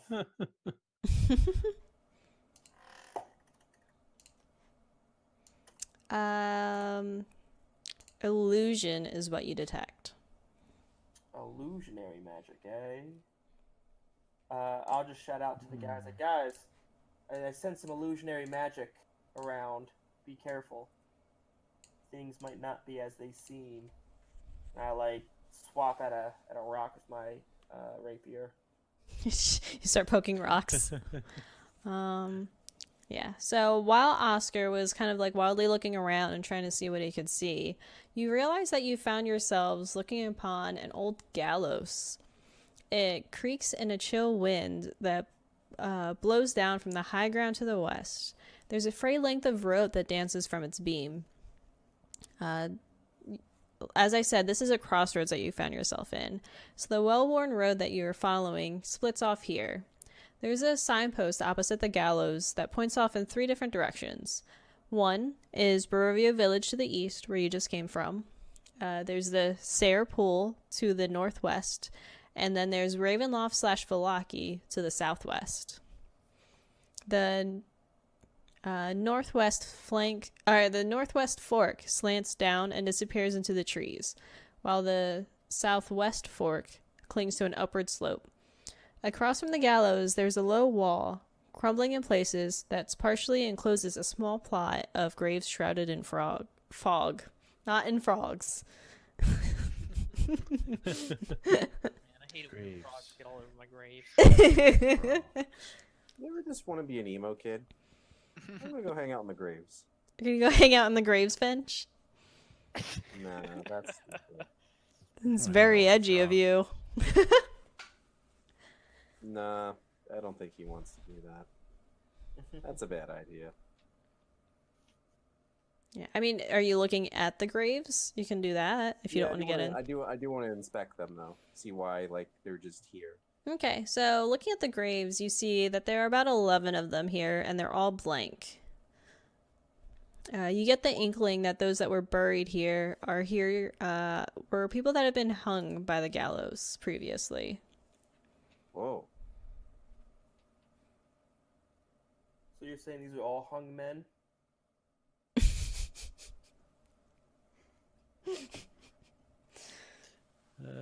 Let's just ignore that. Referring what the DM told us. In your own choice of words. Ismark sees that Fench is investigating the graves. He kind of lets out a small sigh, and he's like, luckily I've never been a burgomaster when having to worry about these criminals and punishing them in this manner. I kind of like turns away. What would they have done to deserve such a fate?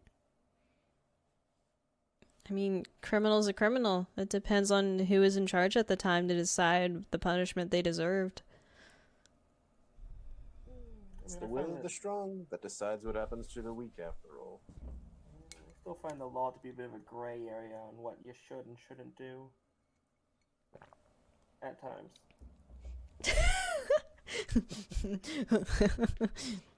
Side Well, note, there's at definitely times. black and white things. Like, definitely some black and white stuff, but a lot of gray. Yeah. So then Ismark kind of positions himself to just investigate the signpost to make sure he knows his bearings. Because has it been 10 minutes? I still have the illusion, or the, You still have it. anything around us seeming any in particularly magical than the other? You just get a general sense that this area has magic imbued on it. Okay. It's definitely stronger, like, where you're standing than it is further out in the radius of the spell. I'm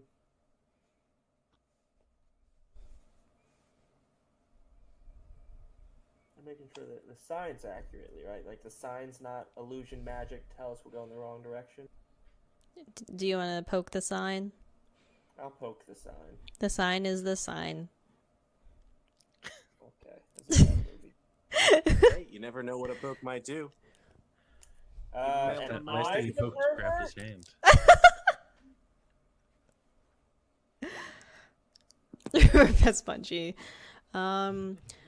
Ismark, understanding where, or confirming where he is now, he kind of starts stepping forward and stepping in this direction, hinting that, the encampment that I remember, it's by the Stair Pool. So, leading this road, you'll be able to sell your goods and get some money. Okay. Sounds good to us. Okay, so y'all go ahead and follow. Yes. Yeah, I guess. All right. So as you guys start to step away, you begin to hear, and once you've turned your back on the gallows, so I think that'd put you. Oh my goodness! When I highlight you guys, it brings all of these drawings. I almost brought this whole pathway behind us. So as you step away from here, you start to hear the creaking noise behind you coming from the gallows that you had just seen. As you turn around to see what the noise is, where there was no body, there is one now, hanging and lifeless, completely gray. The breeze turns the hanged figure slowly so that it can fix its dead eyes upon you. And what did I roll? I rolled that. So then, Oscar, what you see looking back at you is yourself actually hanging from the gallows. And everybody else, all you guys see is someone that looks like they were from the village that you were just at. Hmm. Can I use Divine Sense? Oh. Anybody else think this dead body looks uncannily good looking and a bit like me? Looks like some peasant to me. Doesn't seem super familiar to me. What are you talking about, bud?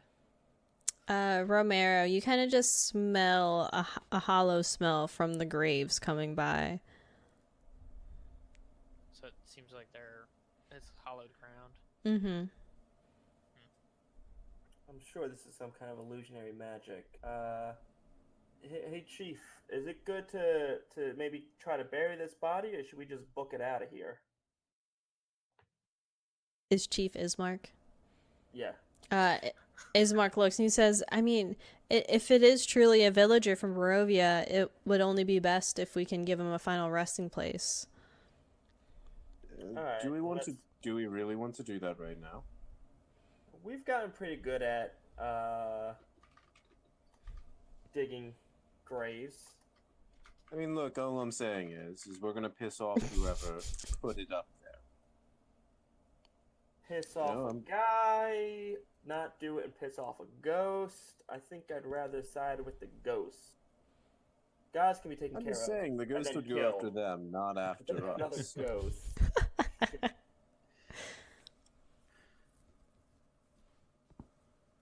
Anyway, I'm gonna help him down. Okay.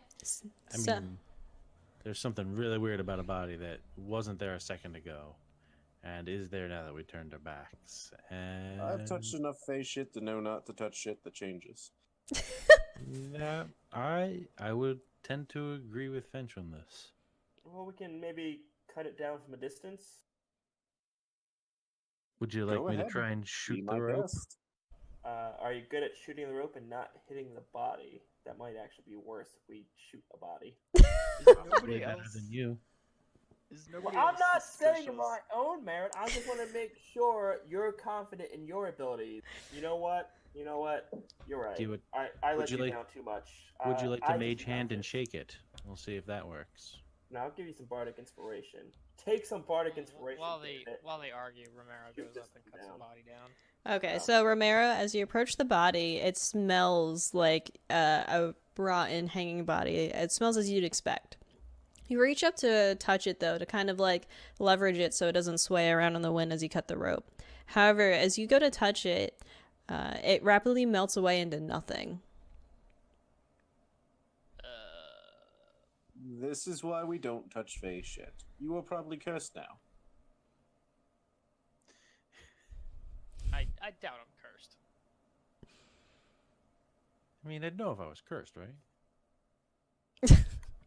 Are you still gonna give him bardic inspiration? He still has it. I was giving it to him as my brother. Okay, and you gave this to Jorin, Yeah, so he has 10 minutes to use it. I've inspired you for 10 minutes.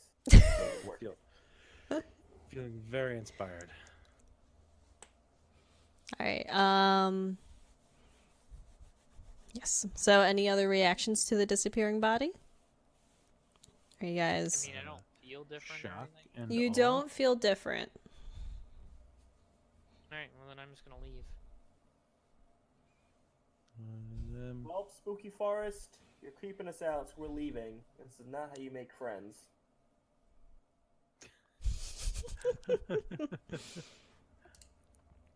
All right. So you follow Ismark, easily, ready to leave and anxious to go. Goes in and leads the way. He leads you further up north, following this northwest route towards the Sayre Pool. You come across and you find yourselves in between thick woods again. Jorin, Jorin, roll a d20. Okay. So I'll apply the bardic inspiration to that. 'Cause that's probably gonna be going up soon. If it Fair. still has it. Do I still have bardic inspiration? yeah, I'll say you still have it. Hey, Bunny, what are you Okay, doing You here? get an extra d6. Yep, D6. Okay.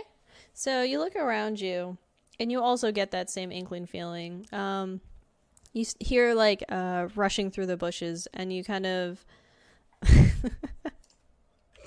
Fucked up. Goodbye, Fench. Bye, Fench. Away. No, the way the hexes are, they just connect weird. Wait, are you bringing that line with you too? Yeah. Yes. So yes, so Alright, I'm you gonna keep that farther behind. so yeah, Jorin, you hear rushing through the bushes, and it sounds familiar to you, animals that you've dealt with in the woods before. However, you look over and catch a glimpse at red glowing eyes that don't seem natural, and as soon as you make eye contact with them, they seem to disappear back into the woods. Well, that's terrifying. Did anybody else see those red glowing eyes? I was only paying attention to one pair of eyes, and it wasn't in the. Oh my god. Oh. It's not nice to stare at my eyes, Oscar.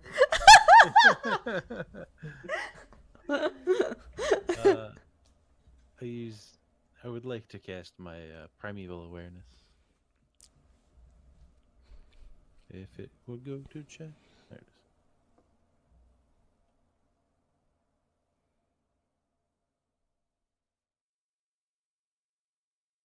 is. Okay. So, which ones? So, it's any of those that you would detect? Yes.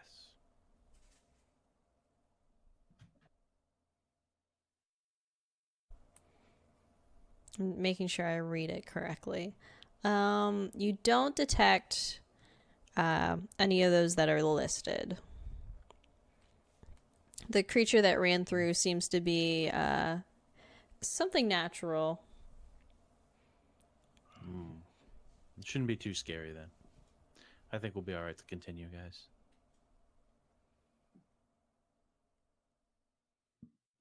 All right. All right. Are you Do I sure? have it Like we're other than, obviously being followed. right? Other than like the red glowing eyes, do I have any like recognize what it is? Roll a nature check. Okay. Other than the red glowing eyes, you recognize the sounds of its stride to be that of a wolf. We can fight wolves. Everyone should be on their guard. There could be a wolf pack following us Oh. with weird eyes. We should probably get to the village fast. I agree. Yeah, I so at least get my shield out. okay. That or lead a trap. Eh.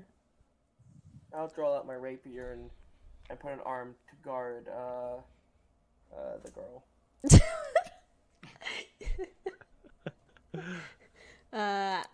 Irina seems as well also concerned, but tries to hold up on her own. She's kind of surprised to see you purposely holding an arm across her. Are you doing it like you do for like if someone doesn't have a seatbelt on? Is it like that thing where you like arm bar across them? Maybe. All right. But yeah, so Ismark clearly picks up his pace, hearing Jorin's concerns. And you find that the road to the north kind of gives way from the woods, so you're not completely surrounded by it anymore. And you see a body of water ahead. You notice that the road gradually disappears and is replaced by a twisted, muddy path through the trees. There are deep ruts in the earth that are evidence of the comings and goings of wagons. The canopy of mist and branches suddenly gives way to black clouds boiling far above. There's a clearing up ahead, next to a river that widens to form a small lake several 100 feet across. Up ahead, you can see that there are 5 colorful round tents, each roughly about 10 feet in diameter, and that are pitched outside a ring of 4 barrel-topped wagons. There is a much larger tent that stands near the shore of the lake. It's sagging from form lit from within. And you can What also is this blue boat crying for help? I am unaware of how that appeared there. Yeah, so you find yourselves following up this muddy pathways, and you near the larger tent that's set up by the lake, there are 8 unbridled horses drinking water from the river. Wild horses? Unbridled, not wild, but they're not like Well, I mean, if they're not tied down. Yeah.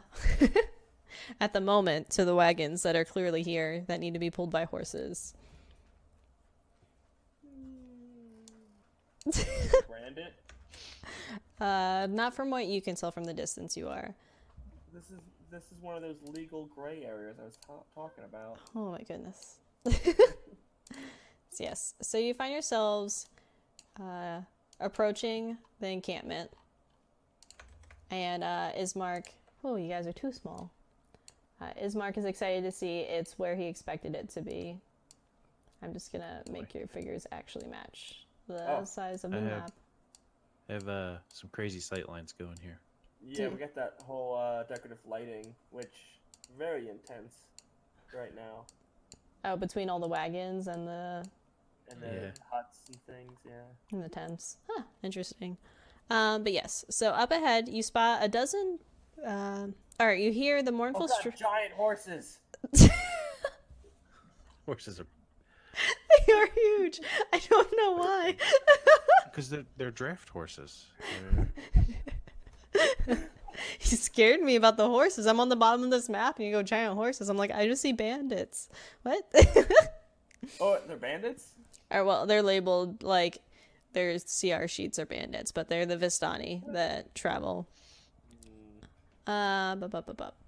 So, you hear the mournful strains of an accordion clash with the singing of several brightly clad figures around a bonfire. A footpath continues beyond this encampment, meandering north between the river and the forest's edge. As you approach, you see about a dozen people around the fire and gulping down drinks while sharing odd tales here and there. They spot you guys as you approach the camp, and they invite you all to sit in.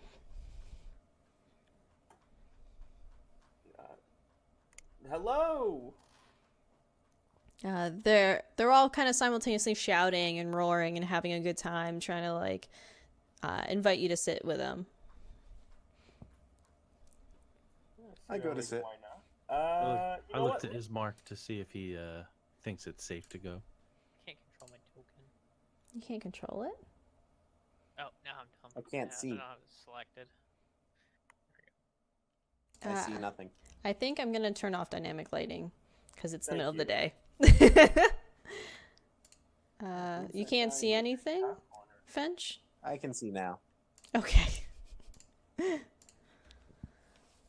have Fench's dynamic lighting stuff set up. I thought I did last time because you guys were in the basement. It might be because it's a different It disappeared. because it went to a different map. Because I don't have my health saved. I've been copying and pasting. Cool. My dynamic lightning was up. Yeah, mine was fine. Yeah. Anyway, so yeah. So do you guys join them at the fire? Do they seem like on the up and up? I'm gonna like if I were to sense their motives. Kind of on cursory glance, just from seeing how they're acting, they all seem very jovial and like they've had a few to drink tonight. Okay, and then because I know it's like 12 guys just chilling out here, and we got one woman with us. What's their kind of I don't know what do they seem like their intentions would be to her as she comes walking up with us? They don't seem to give her any special attention compared to the rest of you. Okay. I just want to say I'm going in. Okay, you're gonna go sit in. I like how you try to skirt around the issue. You're like, there's a lot of guys. There's one girl.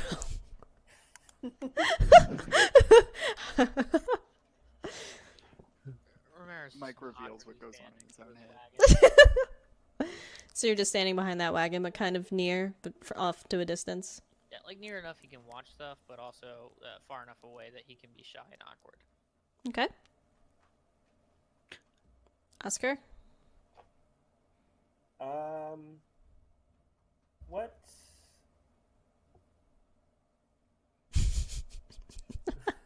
Just moving yourself back and forth. Yeah, I mean, how is she reacting to them? Is she like she happy about it, or She's kind of curious about what's going on, but she's not too eager to jump like in the middle of the crowd. are they? And you said they're playing music and dancing. Yes, and kind of just sharing random stories here and there. Would you? Care I go for a up dance? to one of them and say, wanted to warn you guys. There seems to be some wolves roving about. They're following us on the way over here. The one that you mentioned that to, he kind of like slaps himself on the knee and he's like, "Well, you think wolves are the least of your worries in these woods? Oh boy, oh boy." And he takes another swig. So then, what sort of things do we have to worry about? We should worry about. There's all Seems kinda fun. sorts. There's wolves, there's vampires, there's the undead. So it's a mess out here. But you get some hardy adventurers like yourselves, and you know it makes for an interesting time. I got you. You never know what might be in those woods. Sometimes old witches. That's right. Yeah, I've heard of some suspicious people in and out of this town. Things happen. There is the vampire overlord. Things happen, I guess. And he takes another swig. By the way, have you heard of the old witch that has been selling pastries? Pastries. I mean, yeah, we've all kind of heard of her. I don't know much about her. There's the Madame Eva. She knows a lot. She sees all. She's a pretty good bet if you need to get some info. It seems that somebody has discovered what her pastries are made out of. I've never looked into it. I don't partake. I've got my own vices. As he takes another Well, swig from his drink. It's good that you don't, because apparently she's been absconding with children. And let's just say those pastries are of a younger make. I mean, I'm not here to enforce law or anything. I'm just letting you know, for warning's sake. Never know what keep your little brothers or sisters safe, or kids at home. Who knows? Kind of raises an eyebrow, kind of suspicious, but like kind of nods and thanks you. Jorin, what are you doing? I'm being very cautious of the giant group of people around the wagons who I don't know. And Okay. don't have good reason to trust in this creepy forest. All right, Aiden. I guess I'll ask Oscar if he's selling anything, because he has all the loot. Well, I mean, we have all day and all night to sell, to hawk our wares. So hoping to maybe get to know these guys a little better. Actually, right now I'd love for a dance. I offer my hand to Arena. She is kind of shy about it at first, and then you feel a hand on your shoulder, and it's that of Ismark's, and he goes, "So, what's going on here?" If you want to join us in the merriment, I'd lean her in for a dance. Lean her in for a dance? I wasn't sure if that was a normal phrase, and I'm the one that missed out on it. Ismark kind of looks you up and down, and he goes, "One dance can't hurt." And then he stands from a position where he can clearly see everything going on in the camp. So he's leaning over on the other wagon. Yeah. Irina, not being completely blocked by her brother, kind of shyfully accepts your offer of a dance.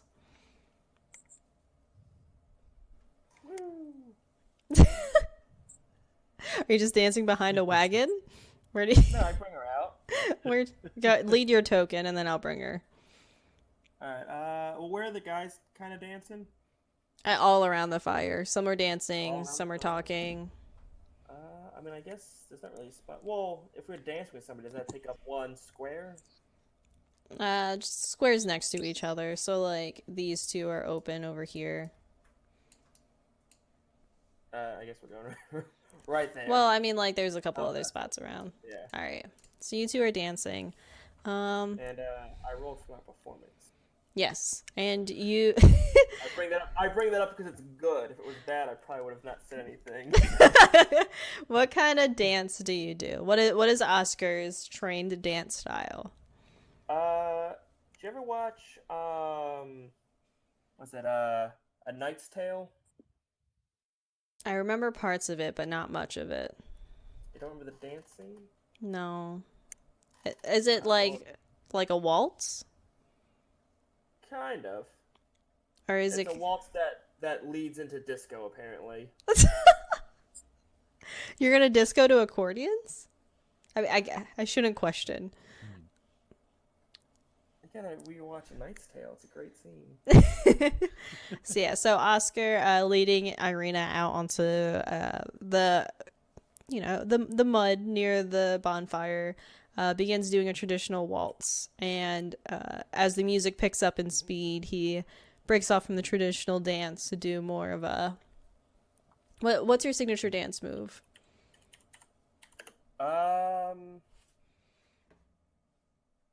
Guess it'd be like some kind of twirl and dip kind of motion with my partner. Okay, so yeah, you Called guys.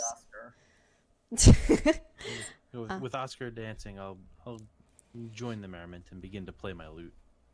Okay. So you guys are all kind of like getting into it and enjoying yourselves.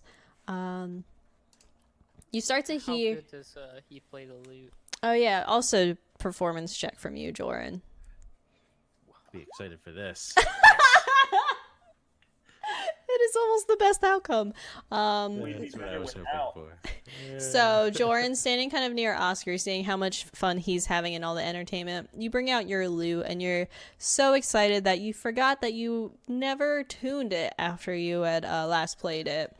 So the strings are all a bit loose, and no matter the chords that you seem to remember playing, no matter how you strum them, the notes just don't go together.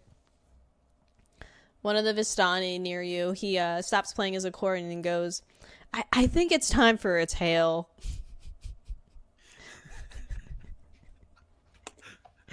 And he kind of encourages another one of the Vistani. You good? You played it so good that it's story time. But yeah, so the Vistani that was next to you that was playing the accordion goes, hey, Ilika, can you tell that story again?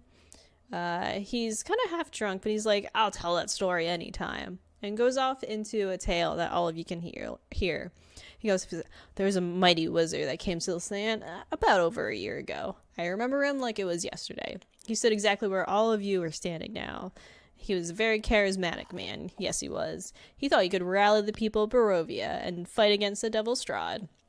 He stirred them with thoughts of revolt and bore them to the castle en masse. When the vampire appeared, the wizard's peasants' army fled in terror. A few stood their ground, but most were never seen again.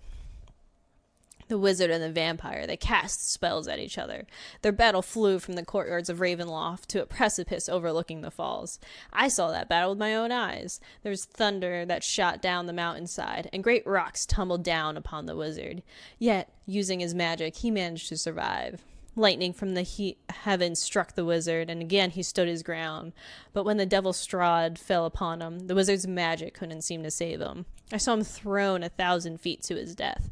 I climbed down to the river to search for the wizard's body, to see if, he had anything of value.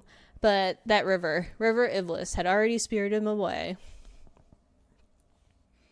The rest of the Vistani, having heard the tale for quite some times, they were anticipating the highs and lows of the story, and when it came to an end, all go off on a rousing cheer, and all begin drinking again.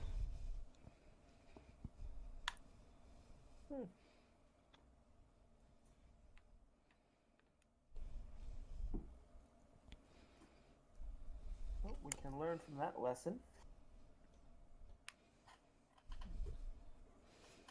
Yeah. The Vistani that told the tale kind of looks across the way and sees Fench, who's been talking to one of his friends.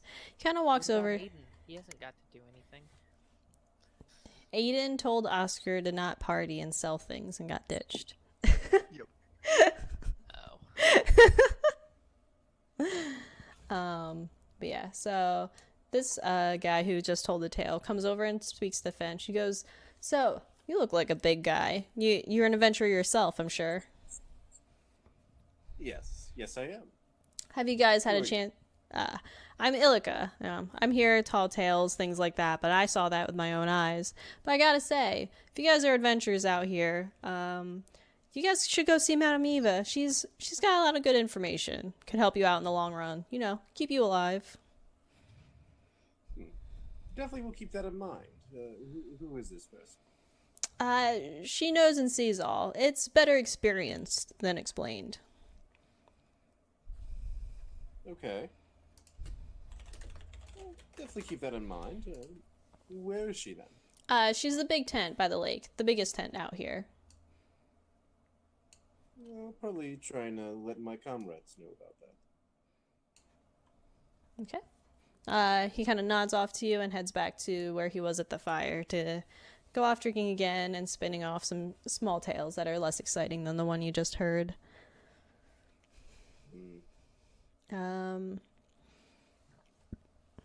Ismark kind of comes up to you, Aiden, and he mentions that he overheard, or that if you'd like, he could go around asking around about sales around here. He heard that you were talking to Oscar earlier about trying to sell some goods. That sounds good, but I was going to discuss with you about our followers. Followers? Yeah, the wolves. Yes. I mean, they at least seem to be scared of this area from all the noise and things, so we have some respite here. But when we travel tomorrow, do you think that they're going to attack? From what I understand, a lot of the attacks seem to happen most at night when the mist rolls in even darker and makes it even more difficult to see ahead. Well, if you think it's safe, then it should be fine. Yeah, traveling by day, I haven't heard of too many attacks occurring. Those at night, though, some never come back.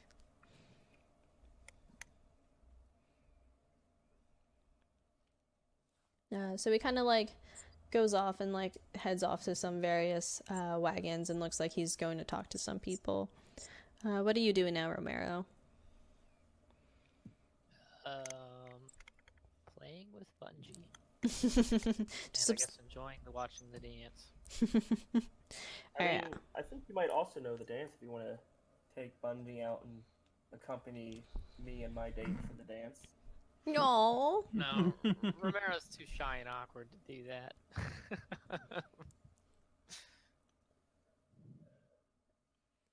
Jorin? After my wonderful music spurred onto the story, I guess I'll attempt to take part in a few drinks with our new friends here. And they gladly pour you out a cup. A taste of a basic wine, nothing special.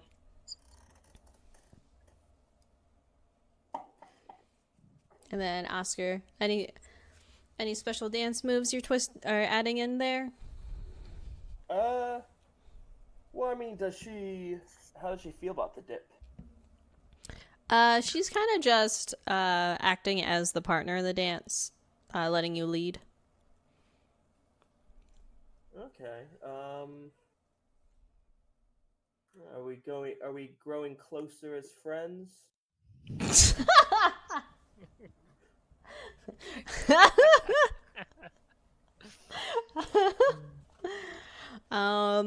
From dancing, Relationship +1.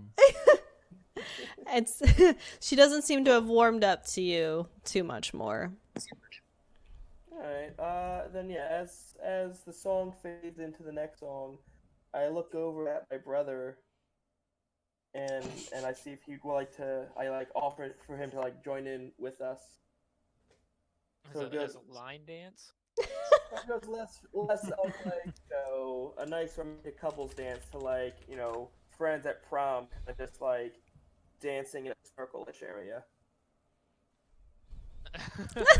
Like the awkward friends at a dance. Get you more in the mood. Make the circle. Make the circle. Fine. I'll join in. All right, so you go ahead and roll a performance. Screwed so poorly. So you join in, but you've never been one to really join in on dances or anything. You've always preferred being on the outskirts. But being encouraged by your brother, you kind of do the dance where you kind of more or less step side to side, kind of with the rhythm, but not getting too much into it. Pretty stiff. I'll tap my brother on the shoulder and be like, may I cut in? And then pick up Bunny and hand him?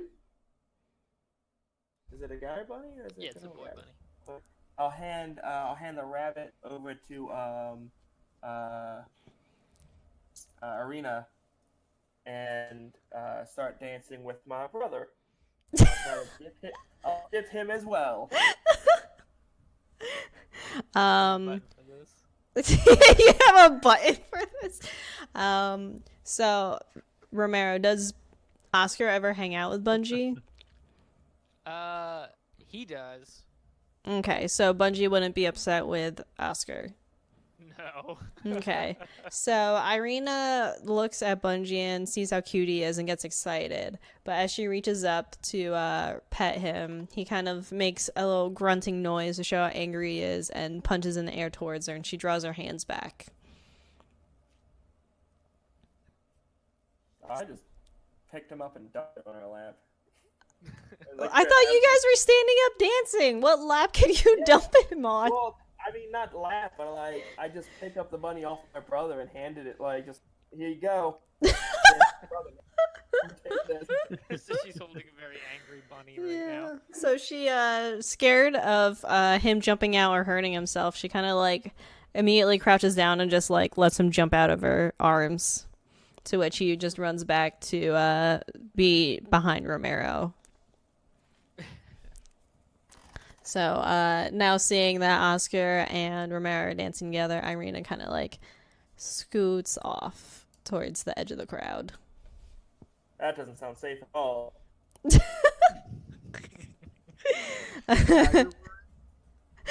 left her alone in a house with Mad Mary. Mad Mary was in a pack of wolves and giant horses. Oh, now we care about the We do when the weak NPCs near them. So yeah. So Ismark's been gone for a little bit. He comes back to you, Aiden, and says he's heard that one of the tents has a seller named Besnik at it. And from what the other Vistani have told Ismark, Besnik has the money to buy whatever you have to sell. Very good. Now we just need to go snag Oscar out of this crowd. Him and Romero are dancing together. I'll give him a moment. Fench, what are you up to?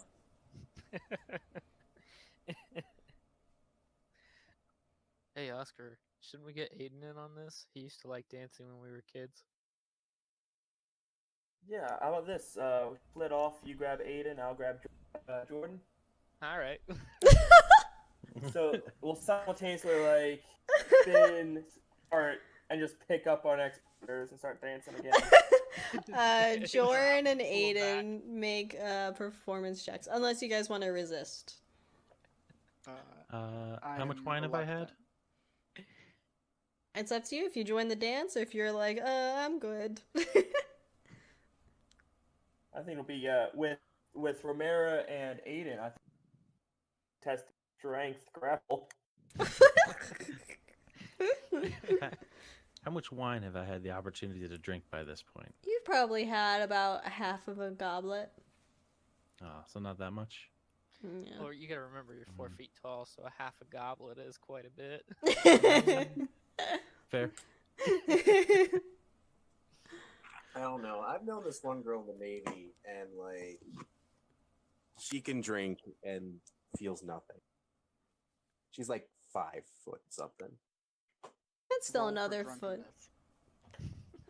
All right, Aiden, what did you decide you do? I will resist. You resist. He's resisting. All right, so Jorin, seeing Oscar approach you, Oscar, how do you approach? Do you shimmy at him? Do you? I for sure, like, I look at him, and I just, like, cast out the invisible fishing rod and start reeling it in for the dance. Did I George, rethink my choice of joining? I'll let you now that you know how he approaches you. I'll go with it. Okay, so, so yeah, Jorin, you see Oscar make this motion, and it's clear it's a universal piece of body language that means let's dance. How do you approach Oscar?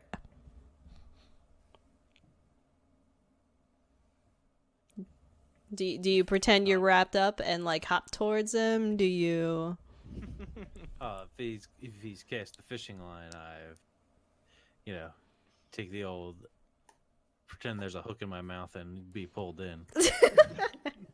So you're able to do that pretty smoothly and along matching Oscar's movements, given your spontaneousness from having a bit to drink. Fench, so you're trying to talk to people, or are you trying to dance with someone not already dancing? I'm trying to grab somebody that's to come with me to this mystic. That's what I'm attempting to do right now. Okay. Well, which one of the party members do you want to go with you? Probably Romero, in all honesty. All right, so you can just stop me. All right. So then Aiden. Not really that into dancing anyway. Yeah. So Aiden, what do you do when Romero attempts to approach you for a dance? There's no attempt to approach. Romero just grabs him by the arm and twirls him towards Oscar. He doesn't have to dance, but he's definitely getting thrown towards Oscar. Make an athletics check, Romero. It's not rolling it? Why isn't it rolling it? Maybe if I close my sheet and reopen it. Oh, there we go. Yeah, they were all there. The bottom one. The bottom one. No, I'll go with the top one. So, Romero, you approach Aiden, arms wide open, ready to kind of like grab him by the shoulders to move him, and Aiden, clearly freaked out by it, kind of like locks down and makes himself hard to move. You're able to drag him a little bit where his heels dig into the ground, but you're not able to fully push him towards Oscar. It's like a full cartoon scene. That's exactly what I was going for. But yeah, Fench, so you approach Romero after he's done this? Yeah. Okay, go ahead. You can explain what you know. Romero, it looks like we have a mystic of sorts here that might be good for our purview. Okay, Oh, what are we thank gonna God. get from him? Anything to get you out, Aiden? Yes. Let's go.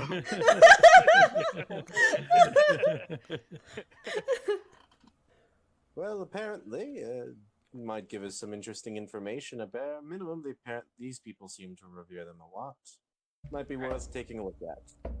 Alright, I scoop up Bungie, put him on my shoulder, and then head with Finch. Okay, do you guys gather anybody else in the party? I nod to see if anybody wants to come with. See if I can get their attention real quick. If nobody else is picking up what I'm putting down, then yeah. No, I'll go. Be like, hey, you, come on. Oscar and Jorin?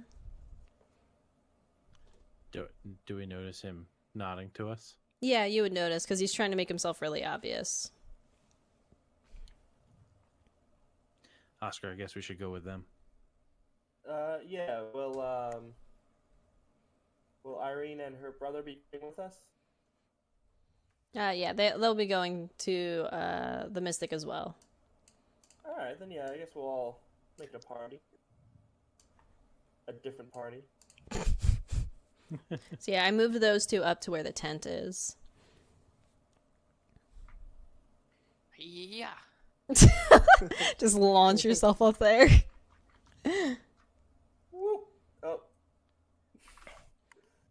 With the giant horses. I didn't realize how big these were. They're big horses. They're 2x2. They scare me. They're large creatures.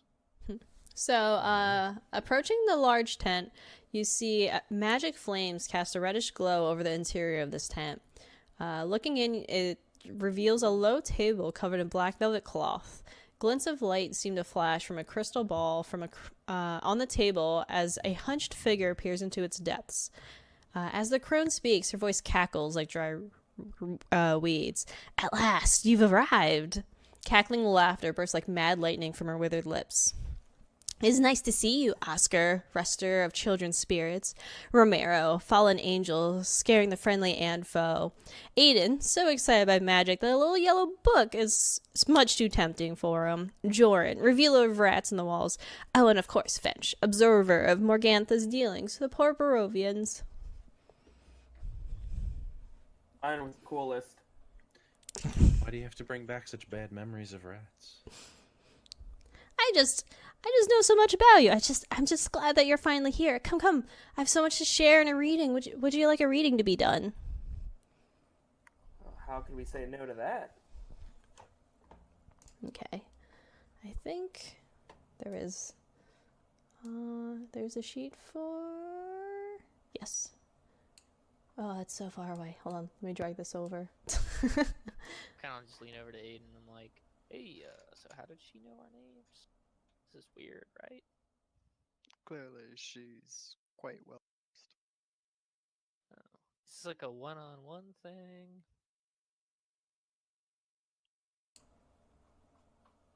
Are you asking her, or are you just still whispering to... I'm kind of just like whispering to like the crowd in general. The group? Yeah.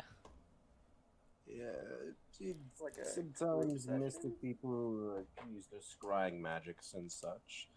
At bare minimum, she seemed to have had an interest in us, so I'd rather see the person who does magic, who's interested in us, than not see them, if you know what I mean. I mean, she could have also just been hanging out in that tavern the other day when we were all, like, announcing ourselves.